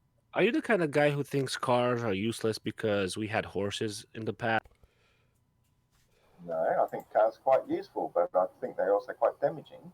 Yeah, of they're course. Also a waste of resources because they're made with, like everything in this particular system, with inbuilt obsolescence. Everything's designed to fail. But everything fails in nature, though. The whole globe is all about. Hey?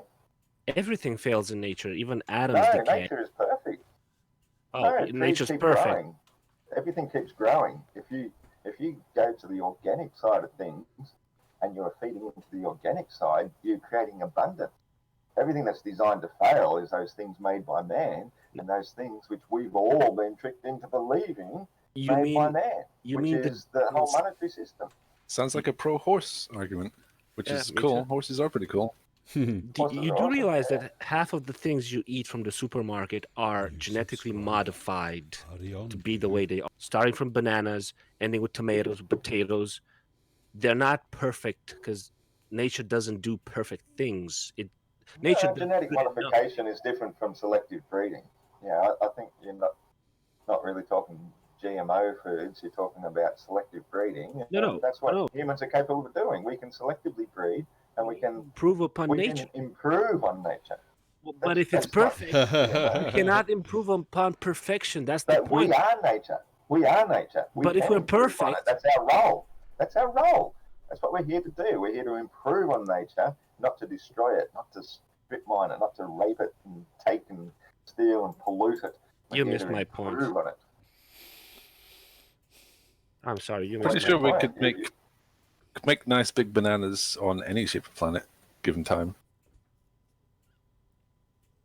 How can you improve on something that's Can perfect? you? Yeah, so, Well, that's so our role as humans. We're the caretakers of this world, and our job is then, therefore, to take what nature has given us and to improve on it, not to take advantage of other people for profit. Okay, And that's the whole globe world, is to take advantage of everything for profit. you're dodging the question. If I have a perfectly flat surface to the atom level, I cannot improve the flatness of that surface. That's what perfection is. So you just contradicted yourself. Nature is perfect, but we are improving nature. Maybe because English is my third language, but I'm not following you. I'm sorry. Yeah, look, I'm a nature lover, and I think organic growth, getting your hands in the soil, it's not all about flat. Flat is the absolutely wrong word to be using for It was an It's example. called planar earth. And it's organic and it's growing, and we have to keep it growing. We have to keep looking after the trees. We have to keep growing food. We have to keep looking after the animals, and in turn, we get looked after, and we can all do it quite in abundance if we just do it quite happily and freely for one another. But the whole globe system has us living in absolute scarcity. but what's the globe You got ask to? me who has something to gain? That's who has something to gain. It's Well, the Ross, people making. if everybody was really, really altruistic and, do you know, I'll clean out your drains because I can see it's a problem, and I'll make you widgets because I see you want a widget. Yeah, that's all well and good, but that's not reality. It never has been reality. But it can be reality if that's what we No. choose. It cannot. Look, humans are good. So your only motivation to do something is because you're going to get paid for it. No. Not necessarily, but because I can gain something, be it pleasure because I'm doing that thing or some material. Once you take food from humans, you take the shelter from humans and safety of their environment, humans behave exactly like every other animal on the planet. You're saying the things you are saying because you have food in your belly, you got a nice home, probably, I'm assuming. So you feel safe. You feel that you have stuff. Take that stuff away, and you're not going to be Mr. Take care of the trees and let me get the fat burgers from my neighbor's sewage. So you're saying you want to take my security away from me just to test me out and see my true nature? I don't need What about to. if you just allowed everybody to exist in their true nature and give them all abundance? And of course they're going to act altruistically because they're not wanting for anything. And they want to go out and help their community. That's what human nature would naturally resort to. But this scarcity that's been created by globalists and capitalists, that's the whole problem with the current world. And by defending that, you're actually fighting on the side of evil. Well, I don't know which is the most communist country ever, whether that's North Korea or Russia or wherever, but they use money as well. They get paid for jobs. But talking of altruism, TC Lucas has asked me to ask you something, Ross. If we all chipped in, because we're an altruistic bunch, if we all chipped in to pay for a ticket, would you go to the ISS to see it?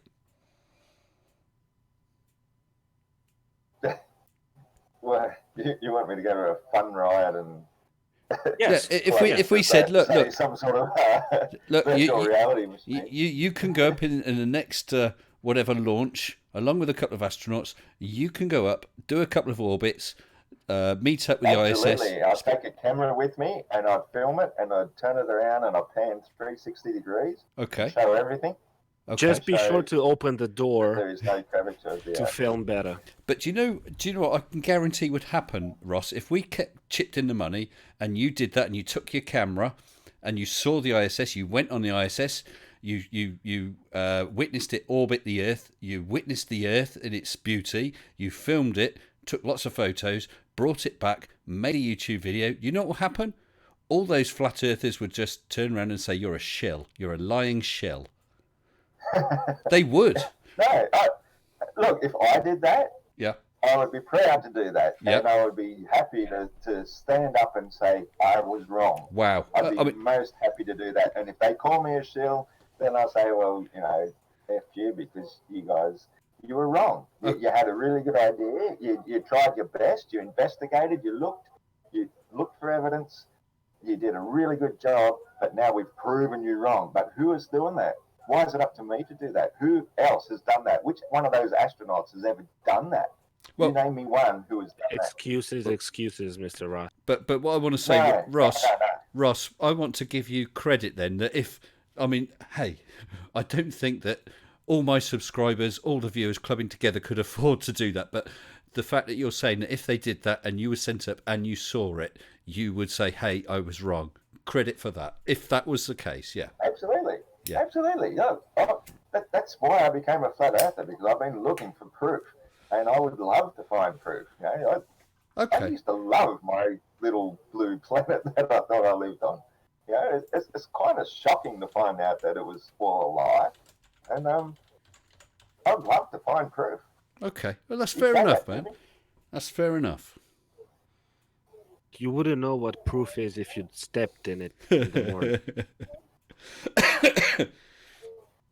Yeah, I think I would. You're saying that You're the stars that we underestimating see this are stuff. angels? Are you guys kidding me? Come on. Angels? Really? Yeah, I spend a lot of time out looking at the stars and communing with them. And I can tell you for 100% fact, they are not terra firma, they're not other planets. They are absolutely higher intelligent beings. Well, by definition, they're not planets and they're not still. But do the stars talk back to you? Like real question, not leading you. Not in actual physical words, but in You feel that definite, awe sentiment, right? sensations, definite feelings. Yes, absolutely. So, I feel that when I see an electric arc of 15 kilovolts. That doesn't mean it's intelligent.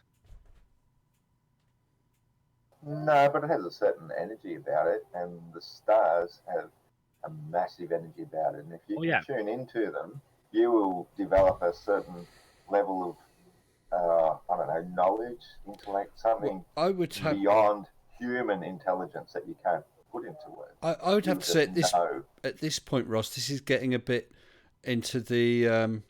and I'm really not trying to be rude, but sort of we're going away from anything science. So if you feel, that's why I try to avoid it. Yeah, but if you feel that the stars have energies and you're communing and so on, how do you know?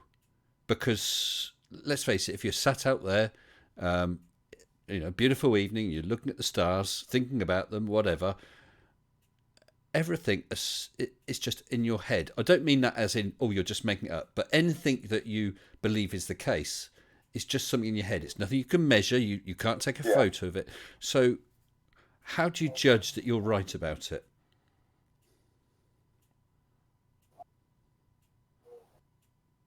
Damn, you went silent. How do I judge that? Yeah, okay, you go out there, but what makes you think, okay, that's an angel, rather than just, it's a torchlight, or it's a star, or whatever? What makes you feel it's got intelligence? I guess it's a bit like saying, how do you know that water is wet? You know that water is wet because you've experienced it. But if you don't experience water being wet, how do you describe to somebody else what wetness of water feels like? I take him to a Go pond. out and experience it for yourself, and you spend hours upon hours and just feel it, and you know, like, that's the only way I can put it down. Like, you can't explain it in human words. It's I get what you're saying. I don't expect anybody to believe me. I expect people would think I'm crazy for that. But, No, I know what you're saying. It's like That try amazement to feel. describe green. Yeah, that's right. It's hard. How do you describe green to a blind person? Exactly. Yeah. Yeah. But if you've experienced it and you know it, then you have a good idea what you're talking about. And if other people do believe you, that's fine. If they don't, that's also fine. It's up to them to experience it for themselves. It's quite interesting how things have calmed down when we're talking about stuff like this, because obviously this is, rather than For the past couple months, I have had a lot of things going on in the background, both personally you cut out, and Mr. Sensible. professionally. Hello. And No, I'm still here. I can hear. I was going to say I can hear someone talking. You just cut out, mate. Yeah. Sorry about that. Yeah. So I forgot what I was saying. So yeah, we're veering away from science, where we can argue the toss about this bit of evidence or that bit of evidence, and now we're talking about feelings and beliefs. So although I would guess that the others here as well would think this guy's totally wrong, this Ross is totally wrong, it's something getting closer to religion and so on, which I guess that most of us don't tackle. And I mean, I'm an atheist, and I have no problem with those who are religious and hold religious beliefs. I believe they're wrong, but I have no problem with it. Only when it comes to sort of fundamentalism. And if that's your belief, I would leave you to it, which is why I guess we're all quite calm and just talking about it without getting hit up. Absolutely. Look, I don't want anybody to believe what I believe. I'm quite happy and content with my own personal beliefs and my own personal experiences, because I know what I've experienced. And actually, I would probably think less of somebody if they just automatically believed me because I said it and they hadn't experienced it for themselves. It's one of those things. It's, I guess, maybe like, if you did take a drug, for example, you can't really explain to somebody what it's like. They have to try it, and then they will know what it's like. And they'll say, so that's what you were talking about this whole time. But without experiencing it for yourself, you'd be a fool to just automatically believe it. Mm. I think you're just I agree. at how beautiful the universe is, and you just stop.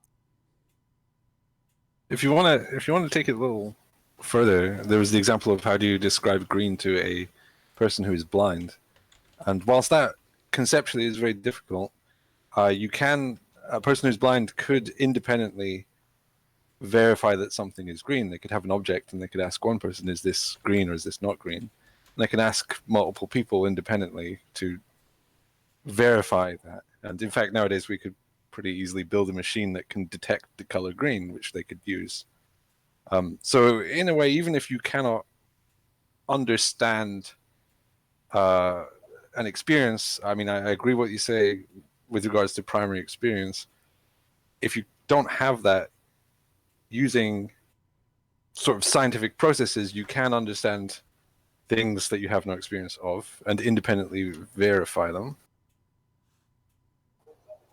Yes, but the blind man there now, he's relying on faith, isn't he? No. He's relying on the faith of other people being honest to him. What if every single one of those people were lying and they were actually describing bread to him? Didn't you say we That- He live has well, to believe that that's what green is. And he's got no option. He has to believe what other people have said. But if you have personal experience with something, then you know inside what you know. personal So experience? You've seen if green. You know if green. everyone's lying, yes, it's true. The person would have to have a trust that reality is consistent. But if everyone was lying and they built a machine that detects red and they were secretly talking about red, then what this person had conceptualized as green is actually red. It's still a thing. Yeah. So there is, but you'd have this is the independent trouble, though, verification. when it comes to the globe, though, is that not a single one of us has ever ever seen the globe. We are just being told by other people, this is what we live on, and you have to believe it. We have video evidence. The globe can You predict. don't have video evidence. You don't. Yes, we do. You have CGI, you have fisheye lens evidence, you have no direct proof that we live upon a globe. You have faith, and that is a religious belief. Well, shit, I never seen an electron with the naked eye, but I know they do exist, and I can predict their behavior based on some formulas that you guys don't have for your flat Earth. Where are you going with this? That's got nothing to do with it. Like, everything still works exactly the same on a flat Earth. No. All You physics predict remains nothing. the same. Can you predict when the sun rises to the minute, when the moon phases are to the degree? Can you predict where the moon will be in 3 months? Now, no, you cannot. You have to use our own formulas to do that. You don't have such formulas. You don't own the formulas, mate. That belongs to But they everybody. work. I don't own Ohm law, but I know how to use it, and it works every single time. That's right. But all these things are still exactly the same, whether or not we live on a spinning space ball or we exist on a flat, stationary planar Earth. No, they're not the same. I'm sorry. How does that change? How Because does your that sun change? is local and small. The real sun isn't small. How You does know that that change? for a fact. You've been to the sun and you've taken pictures, okay? Yeah, No. but I was at You can tell things so during far the- away without visiting them. For example, I'm pretty sure clouds are high up in the sky, but I've never touched a cloud. That's right, because you can see them. And we can see the sun. We can see the sun, but What we're about- seeing an apparition of light. We've never been to the sun. You can actually go to a cloud. You can fly into a cloud. You don't want to go to the straight sun. through it and know what a cloud is. So, You Ross- can't do that to the sun. I would say that it was several thousand years before people actually went to the clouds. After the globe theory appeared, it was several thousand years before people went to the clouds. And Ross, what about your beloved perspective stroke convergence? With the sun moving across the sky, you said it goes so far it goes out of sight, and yet it always has the same angular size. magic. Yeah. But that's actually the thing I'm gonna make my next video on. Okay. I actually did make a video on it like a couple of months ago, and I got really annoyed because I thought it was saved on my phone, and then when I went to upload it, it didn't save it because I ran out of memory. Oh, I Wouldn't lost that it. make it CGI And though? I did like a whiteboard thing and everything. I did diagrams. I did the whole explanation for it. It's quite easy to explain. okay. Well, we look forward to that. Please let me know when you do it. I will. Yeah. Cool. But yeah, the sun stays the same size simply because it's an apparition made by the atmosphere. So So it why doesn't does matter what amount of atmosphere you look through, it will stay the same size. I know that we've sort of touched on this idea of it being an apparition, and the real sun is beyond that. Is that correct? Yeah. Yeah. Okay. So so we see the apparition in your view. Excuse me. Rise, go across the sky, and set or move off to the west. Yeah, it's always parallel. So Like, why the apparition doesn't is always parallel? but why doesn't the apparition change size then, as it's further Because away? the atmosphere is always the same height away from us. Even if it's further away, it's still That the doesn't same make height. sense. It doesn't make sense. Just think of basic geometry. Let's just say, just for the sake of argument, that apparition is 10 miles up, whether that's what you believe or not. But 10 miles up. So if it's directly overhead, it's 10 miles away from you.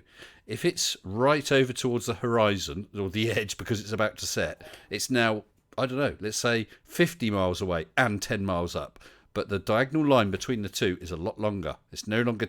you think of your right angle triangle. But it is still 10 miles above the ground. It's Yeah, 10 but miles it's above the far- ground, but it's now sort of whatever that is. I can't think off the top of my head. It's a right angle triangle upside down. So you've got the 90 degrees starts at midday over your head, and the sun's 10 miles directly above you. But in the evening, it's now moved 50 miles towards the west.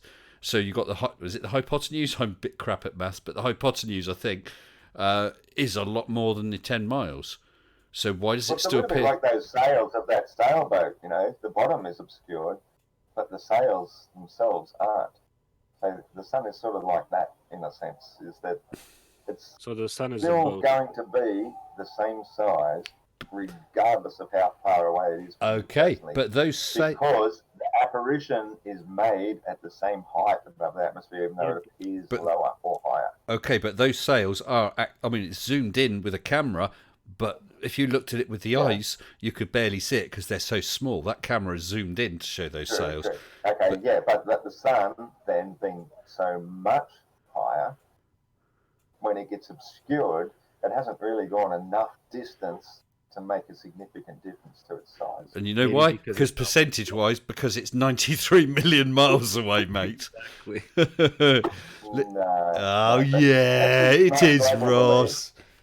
But okay, so this is a good one since you brought that up. Okay. How come then, if we're on a spinning ball, obviously when the spinning ball is nearer to the sun, which we'd call, say, midday, the sun still moves 15 degrees per hour, every single hour, even though as the angle goes different, it should be actually changing and going much different sort of speed according to spherical geometry.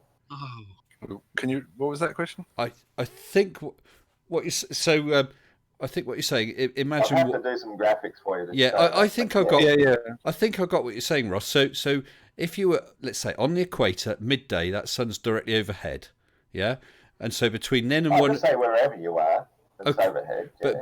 but let's take that conceptual point. You're on the equator, midday, so the sun is absolutely directly overhead. At 1 o'clock, 1 p.m., it's moved 15 degrees, so it's slightly to the west of you. But when you sort of later on in the day, you're sort of almost round to the terminator, so you're almost with the globe, you'll be side on to the sun virtually, wouldn't you? Yes, you get it. Good. Yeah. I did get your thought. See, I listen to you too, Ross, and I understand very quickly. Yeah, I was interested in the Good on question. you, I mate. just Good on you. I appreciate that because most people don't listen. Yeah. So what Ross is saying is, So, it's why is it still going 15, at 15 degrees per hour. But then, because the Earth is turning. yeah. Yes. Imagine, Ross. Let's think of an object. Yeah, but from your angle point of view, it's a much different angle. No. It doesn't matter how That's the fast you thing. go around the sun. It matters how fast the Earth is turning, and that's a constant. So you'll always have that 15 degree no matter what. Find a nice tall. Yeah. But from your point of view, that 15 degrees will be much, much bigger when you're looking through a much bigger angle towards it from your curve. Ross. We're not 15 talking is about 15. size. Yeah, 15 is 15. Ross, find a nice tall tree. Stand, I don't know, a few hundred yards away from it, facing directly on it. That's your 12 o'clock on the equator with the sun directly overhead. It's directly in front of you. Slowly turn round, taking 24 hours to turn round. So that's 15 degrees per hour. Every hour, that will move 15 degrees to your left or whatever, depending which way you're turning. It makes no odds, does it? Yeah, but that's not how we're talking about looking at the sun from a spinning ball. If you're looking at it from a spinning ball, then the angle of degree has to be changing, not just a constant 15 degree per hour, because you cut them into those sections. By the time you get down to your 90 degree and looking at sunset, that's a much different size section. You do realize you I can was hard to describe. I need wait. to do some graphics to show this. But Yeah, I really think graphics would help. But just to clarify, if I'm standing side onto something and then I turn 15 degrees towards it, am I now not 75 degrees off from it? Or would it appear at a different angle? I'm not quite sure why you feel it shouldn't be, or it shouldn't appear to be. Well, you're 15. missing the fact that you're on a ball. That's the thing. You're doing it on a flat surface.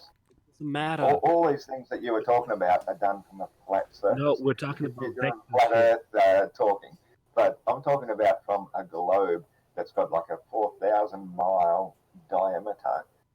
It's a massive diameter, and that will change the angle of the sun, and therefore it should change the speed of it as well. And yet it's a constant. You don't understand. No. Okay, well, I think I get what you're talking about, but that would only work if the sun was very small. and quite close It to shouldn't the really Earth. matter because we're talking about just the size of the Earth and the size of your field of view on the ball looking at the sun, obviously, because that's what we're talking about. And so that angular speed should be changing quite dramatically Why? if you're on a ball. Because If it's a different angle. It's a much different angle. It shouldn't be going in exact 15 degrees. so, if the sun was small, like really, or like a point above the Earth, I think what you're saying has merit. The problem is, given the standard model, the sun's very, very far away and really big. So the radius of the Earth is basically irrelevant. On a solar scale, the Earth is little more than a point. Yeah, but it's still from your point of view. That's the thing. You've got your local point of view, and you're looking out into a massive universe, 93 million miles away, if that's what you want to believe the sun is. The angle of it would change per hour. It wouldn't be a constant. To go back to the tree example, if you did stand on the spot and rotate and you saw the tree moving at 15 degrees, you don't need to factor in the radius of your head. Like, that's not going to make a significant difference in that example because you're 200 yards away from the tree. Not in that example, no, but you're standing on a flat surface, aren't you? Looking It at doesn't matter. Well, I mean, a fixed your head is a something ball away. Yeah, and in fact, to it some would extent. spend more time in your middle of vision, middle field of view, while you're looking at it, as it would as you're getting further away from it. It would actually disappear quicker at the edges, even on that flat Earth example. The effect would be extremely negligible because your head's, I don't know, got like what, 6-inch radius compared to Well, no, 200 because yards? the further you get away Super from it, the faster you're Excellent. actually moving in relation to the fixed point that you're looking at. It would actually change much faster. It would not be a constant 15 degrees No, per it wouldn't. second or whatever you're talking It would about. still as you're be 15 degrees per hour. It wouldn't change faster. It will look at it. It will look to you that it changes faster because it's further Exactly. away. And so if it looks to you like that, then that's how you measure it, because you measure what you see. Yeah, but the tree is small. That's why it looks like that. But you'll still be turning at 15 degrees. The sun isn't small. So I get to what try you're and saying. advocate for what I think Ross is talking about here. If you're standing and your head, you consider your head like a ball or whatever, and you've got one eye closed, so you've got one vantage point. You see the tree, and you rotate around. As you rotate, because you're rotating around like the center point of your head, the distance between your eye and the tree changes very slightly. Yep. It's 200 yards plus or minus a head size as you spin around. Size of your head. And that will affect the angle very, very slightly, but it's going to be like No, a but the millionth size of a your head percent is or actually something. irrelevant. It's how much of it comes into your field of vision. And that's what we're talking about. On a globe the size that you talk about, 25,000 miles wide, if it's tracking around the sun and it's spinning on its axis, then the sun, as you are traveling around, would have to change its angular speed in relation to your view from a fixed point on it. It's missing another one of those size. things that most globalists can't even grasp. No, you cannot grasp this. You're missing size.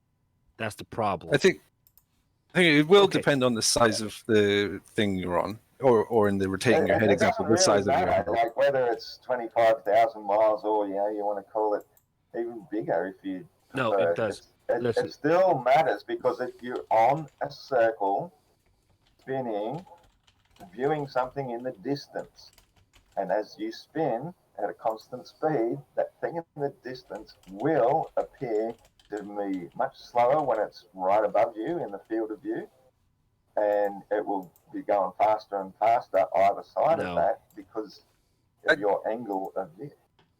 I think essentially you have a point. The problem is the difference will be like 100,000th of a percent or something. And just due to the Earth being extremely small compared to the size of the sun and the distance of the sun. I was going to say, when you compare the head and tree to the Earth and sun, that percentage will be even smaller. Yeah, you'll get a bigger effect with rotating your head standing 200 yards away from a tree. And you don't notice it. Yeah.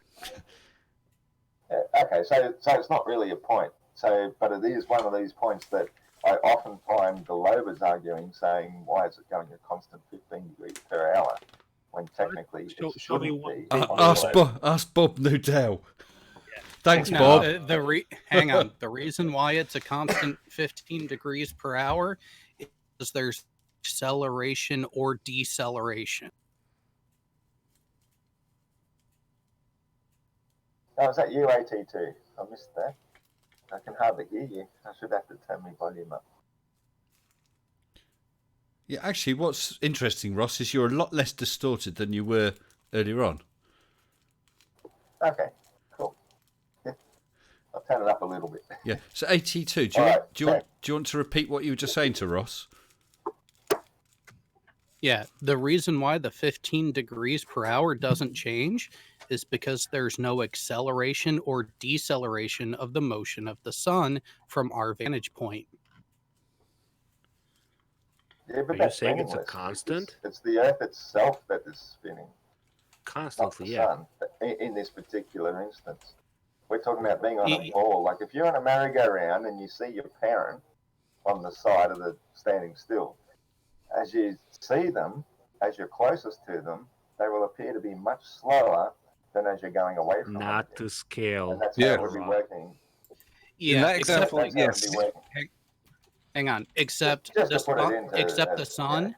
Hang on, Ross. Except the sun is not that close to the Earth. Yeah, it doesn't matter. Like if they're much further away. Actually, then yeah, have an even it greater does effect. matter.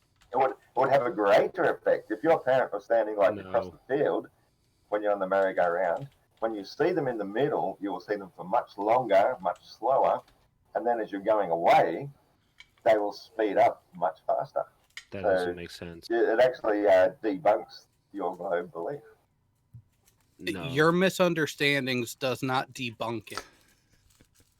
No, my description does debunk your misunderstanding. So Does if I'm not help your if I'm on a cause. merry-go-round and I have a mountain, let's say 20 miles away, and I spin around, Yes. that mountain change its angular size? No, the angular size will stay the same, but as it moves away, it will appear to go much faster per click, for example, per whatever, per second. No, what than you're it saying will is when you're looking straight at it. that's because you can see the ground around you moving. But if you just look at the mountain, it will stay the same because it's so far away. It just doesn't Yes, make exactly, and that's why the sun stays the same angular size. Because it's nailed far it. away? Thank you. You're helping me. Actually, I think you just helped us. At No, that you point, just described why the sun stays the same size. At that point, guys, I'll just say two things. One, I've had another super chat, which I'll read out in just a second. But I will say it's 11:15 here. I'm going to finish in. I'm going to finish for 11:30, so we've got just over 15 minutes. Okay. The super chat was from Tech Blog, who super chatted $5, saying, "Ross, if the Earth is a flat plane, why can't I see the constellation Crux from New York City?" Because they stole it. Sorry. You're too far away. You know, I think I've described that. You Earth have. is really, really big. Earth is really big, and as you go further and further away from things, they appear to get lower and lower until they get obscured, and so you actually have to travel further south if you want to see Crux. Simple. But which way is south on the flat Earth? It's outwards from the northern center, I guess. You know, you got your equator line is the basic middle line, which is the path the sun generally takes, and you got north right in the middle, and south is every direction, like spokes on a wheel, outwards from there. So, Ross, how do you feel about flat Earth maps? Because Australia is always rather distorted on them. Or do you think they're... Yeah, well, I don't know about that because I've never actually seen Australia, so I don't know if it's distorted or not. Well, I presume if you were driving from wherever you live to Adelaide or Newcastle or wherever, you would either use a sat-nav or a map. But you could follow a map. And all those scales are based on a globe map. If they were based on that flat Earth map, distance east-west would be a lot more than the distance north-south, so it wouldn't work. Well, yeah, as I say, I've never seen Australia from the air up that high and seen what it looks like. So I don't know. It could be the true shape. There's been hundreds and if not thousands of maps over the years that show Australia to be many, many different shapes. And just because they sort of compile quite a few of them together and say this is what Australia looks like, therefore that's Australia, that doesn't mean it's true. So It certainly could be much wider than we know. back in sort of Captain Cook's time, Australia, however it was mapped, would have looked very different because they had much poorer equipment and so on. But now, have you ever seen a modern map that doesn't portray Australia exactly like every other modern map? Or have we just come to some conspiratorial agreement as to what Australia should look like? And why wouldn't we make it the shape it actually is according to the Flat Earth map, even with a globe? Keep you all happy and hide the truth. Okay, you were cutting in and out a little bit there. Was I? I think I heard most of what you said. Not to me. Yeah. Sorry, mate. But yeah, I think Captain Cook, he basically only mapped the east coast of Australia. He also then mapped New Zealand, and he later went on to map 60,000 miles of Antarctic coastline, which was basically ice wall. So when it comes to the actual shape of Australia, like none of us really know. I mean, you don't even know the shape of England, really. No, You've never seen it for yourself. You've just seen maps that other people have made, and so you believe it. because And they you think all they're agree. pretty accurate because they work, exactly. And that's what happens with the Flat Earth map as well, is that it works. No, So it therefore, doesn't. we don't need to reinvent the map if they work. You guys It just literally have a happens to work. dozen models of maps, and none of them work. The We only have Antonio one. Subarat's They projection. work because they follow the coastlines. That's what the sea captain does, is he follows the coastlines, and these days they've got their GPS, ground positioning system, and they follow Ground. the triangulation of those tower signals. They don't have to rely upon going across the middle of massive oceans because they don't do that. It's not economically viable. So how I come I have can use my first-hand GPS experience in the that mountain? GPS. I have first-hand experience of GPS working in the middle of the ocean, and I'm probably going to guess that 82 Productions has that too. Underwater towers. Radio, I have radio signals, mate. just a little.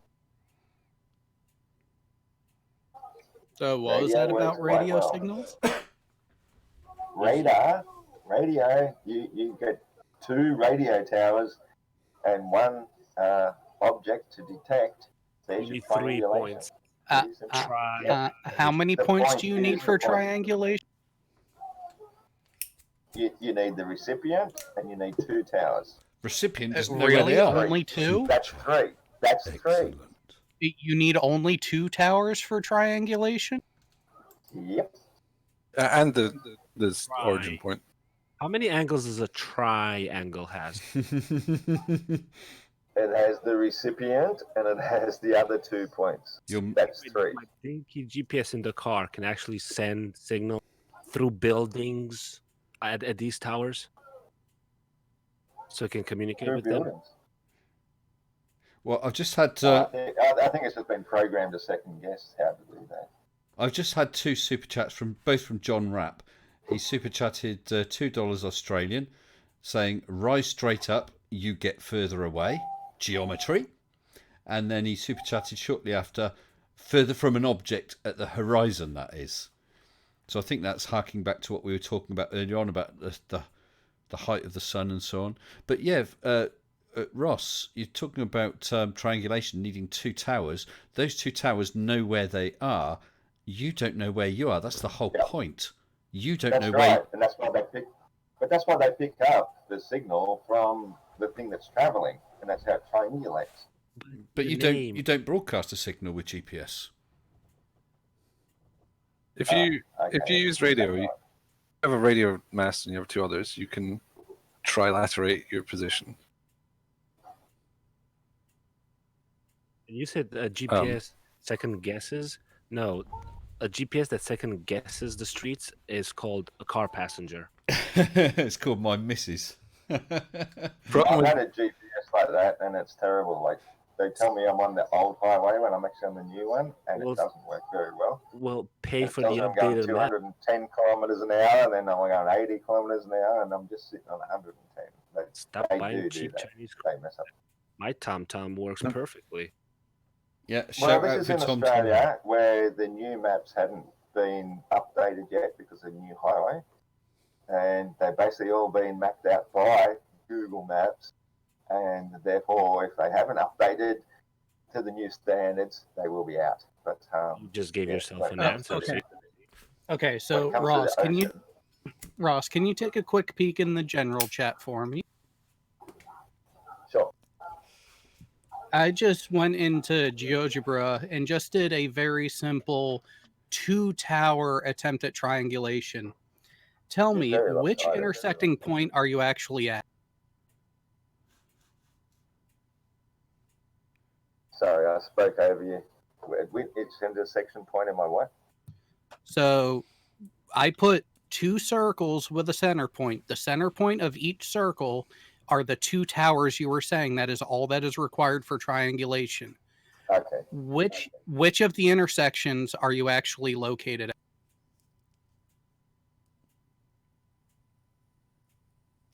I don't see why you're saying I'd have to be located in. You said all that was needed was 2 towers for triangulation. 2 towers and 1 receiver. That's 3. Receiver. If you receive and don't send, That's 3. Yeah, so And which the receiver also does send. He is sending out a signal. No, you Sorry to tell you actually, that, as a but that's- GPS receiver, no, you are not. Yes, you are. you can test that actually that you're not. Then why the heck would you be using it if you're not sending out your own signal to pick up where you're at? Because you're receiving signals to determine where you're at. Amazing. Yeah. Because So you're the third tell point. me, Ross, which intersection between those 2 towers are you located at?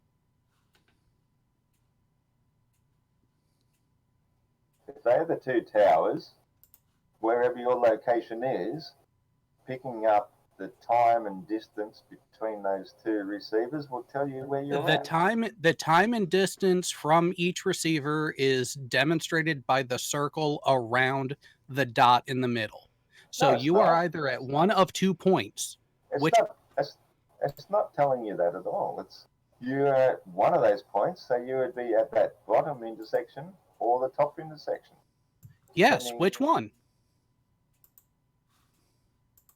Well, you choose. That's how it is with navigation. But no, it is not how it works. That is how people get lost, Ross. Guessing is how people get lost. They also use binoculars and actually look at the coast. So they know where they're going. Do that in the middle of the Pacific, see how far you get. Sorry, but coast following does not work when you can't see a coastline. I've just added that picture roughly to the live stream so people can see it. That's why though that these massive ships follow coastlines. Not always. With this knowledge, if it wasn't for the fact my ex-father-in-law was a merchant sea captain and he told me all this stuff. Otherwise, I would never know. Okay. So they all follow coastlines. Okay, then answer this question for me, Ross. What coastline do you follow to go from San Diego to Hawaii? The ice wall, obviously. Oh, that's a good question, and obviously you don't. Yeah, so if all cargo ships point in that direction, because you know where the radio signal from Hawaii is coming from, and you just go straight towards it. You follow the straightest line. You only follow the coast if your GPS doesn't work, so you don't get lost at sea. But otherwise, nah. Shipping routes follow coastlines, but yeah, if you're going to go to Hawaii, Not it's a good always, plan. Ross. I'll grant you that. I'll grant you that. Of course, it's not always, because you've got some islands out in the middle of whoop whoop, like Hawaii is, and of course you're going to use your radar and your radio signals to know exactly where you're going by following the straightest line towards it. A radar doesn't tell you where you're going. That's not how a radar works. It does. It No, emits that it circle, doesn't. and you head towards the middle of that dot. Well, what dot is it? How does the radar know The middle what of it. dot it should the middle of the dot? B and D are obviously a ship, and so if they're heading to point A or C, then they're going to go the straightest route towards it. B and D doesn't B and D are reflect just anything. distance. Exactly. The radar doesn't see anything. If there's nothing to bounce the It signal does. back. The radar is sending that signal in that circle that you're saying. It's either A Super circle or C circle. Excellent. How does So it therefore, know B which and dot it has to D go? are points of the boat, and they're just going to head in the straightest direction towards either one of those points, whichever one they're headed towards. In a video game, maybe. I'm not sure Anyway, Well, that relates to anything. Nah, it doesn't. It doesn't. I gotta go to work tomorrow. Yeah, and I am Hey. just you're going to go about. twerk. Oh, shit. I'm just about to Happy wind that up that video. stream. What I'm going to do is, Ross, I've got to apology. I've never thought about it before. I'm just putting a link to your channel in the live stream. Okay, I'd already done that for 1 Minute Debunk, and I'll do that again, and I'll do that for Thanks, mate. AT2 as well. Yeah, sorry, I do apologise. I don't know why, unless Colon has done it on my behalf previously. I have neglected it. I apologise for that. Here's 1 Minute Debunks, and let me just find AT2 because I'm going to have to now wind up. I have really, AT2, really enjoyed I'm pretty tonight. sure you know. I'm pretty sure you know that I don't come here to gather followers or people to follow my channel. I just come. No, I know, but I feel like I can find some reasonable debate with decent people, and we can keep it, as you say, Mr. Sensible, keep it decent and Just follow your radar. just actually discuss something intellectually. Because if I go to like a flat Earth channel, I just find basically in a circle jerk, if you know what I mean. Yeah, no, I do, and I appreciate that, Ross. And to me, and I think to the people who watch and to the other fellow guests, having a good chat about something, even if we totally disagree, it's fun, it's interesting, and hey, we all may learn something. Yeah. Yeah. Oh, before you go, Mr. Sensible, I'll go on my balcony and wave at you, okay? Well, good job it's a flat earth, eh? But actually that's tradition on this channel, is for everyone all to have a few last words to round off. And last week I started at the top, this week I start at the bottom of the list, so that is indeed you, 3am. So if you've got any last words to say before we finish. A 15-degree-per-hour drift, thank you. Okay, well, what I will fit in though is I had a last minute super chat from Nalpinion, who was in the chat earlier on. He said, who super chatted 59 Swedish kroner. He said, I fell asleep, then woke myself up by dropping the phone on my face. Thanks for the stream, I'm out. Thank you, Nalpinion. Okay, so the next one up is you, 1 Minute Debunk. And let me just say, I'll repeat it again, 1 Minute Debunk did one of the short debunk submissions to my shout out a little while back, and he has produced, and I already have received his video, which will be one of the takeover videos of my channel, which will be out, I think, one day next week. So yeah, please, 1 minute. I was just going to show that out. Yeah, go ahead, do it again. I've never made super long videos before. Wow, was it difficult for you? Well, I kind of just took the same approach for my short videos, which was maybe not correct, but it was a bit of fun. Well, why not? Shooting at the big shots, taking pot shots at a notable person, and maybe keeping the skeptics' side in order. So what everyone's going to be wondering is, did you actually just do a 1 minute debunk and then looped it 15 times? Oh, I wish I had. That would have been good. Okay, well, listen, I'm looking forward to that going out. Hopefully, you'll get a new audience seeing it. I'm sure there's overlap, but you'll get some new people seeing it, and hopefully some new viewers and subscribers to his channel. That would be appreciated. Yep, and I'll once again pop your link in there. And while I'm doing Thanks. that, Mr. Flat Earth Aussie Jesus, do you have any last words to say, sir? Yeah, mate, I do appreciate you providing this channel and a place to just come out and have a talk and a discussion with people and show how insane it is to believe we live on a spinning space ball. It's always good. So yeah, always good to share some truth. Well, Yeah, you know, appreciate it. I enjoy talking with you, Ross. I will say it is a little bit of a shame that with Casual you two didn't hit. You two have talked before and got on fine. Tonight it didn't work. Maybe another time. Oh yeah, that was a bit of a shame, but Yeah. Okay. you know, All right, well, I tried to allow him to speak, but when I allowed him to speak, he was just saying, "Just let me speak," and then I'm waiting, and then he Well, tries and tells me listen. something Not that to I- worry. Not to worry. You know, he decided to leave, so things didn't get heated. So we'll leave it at that, and hopefully next time it can go a bit better. Okay. But thank you Sure. you for coming on, Ross, and see you again soon. Yeah, mate. No worries. Cheers. Okay, cheers. And AT2, your first is it your first visit on here? I think it is. No, not the first one, but I think only the second, maybe third at most. Oh, really? That shows what my memory's like. So anyway, any last words for tonight? As entertaining as ever. And you know what, Ross? I do have to agree with you a little bit. It is rather insane to hear what people have to say when provided actual demonstrable facts and repeatable, measurable facets of reality around them. Deny it all you want. Doesn't make the measurements disappear. Well, I'm sure we got enough meat for another day. So listen, thank you, all of you.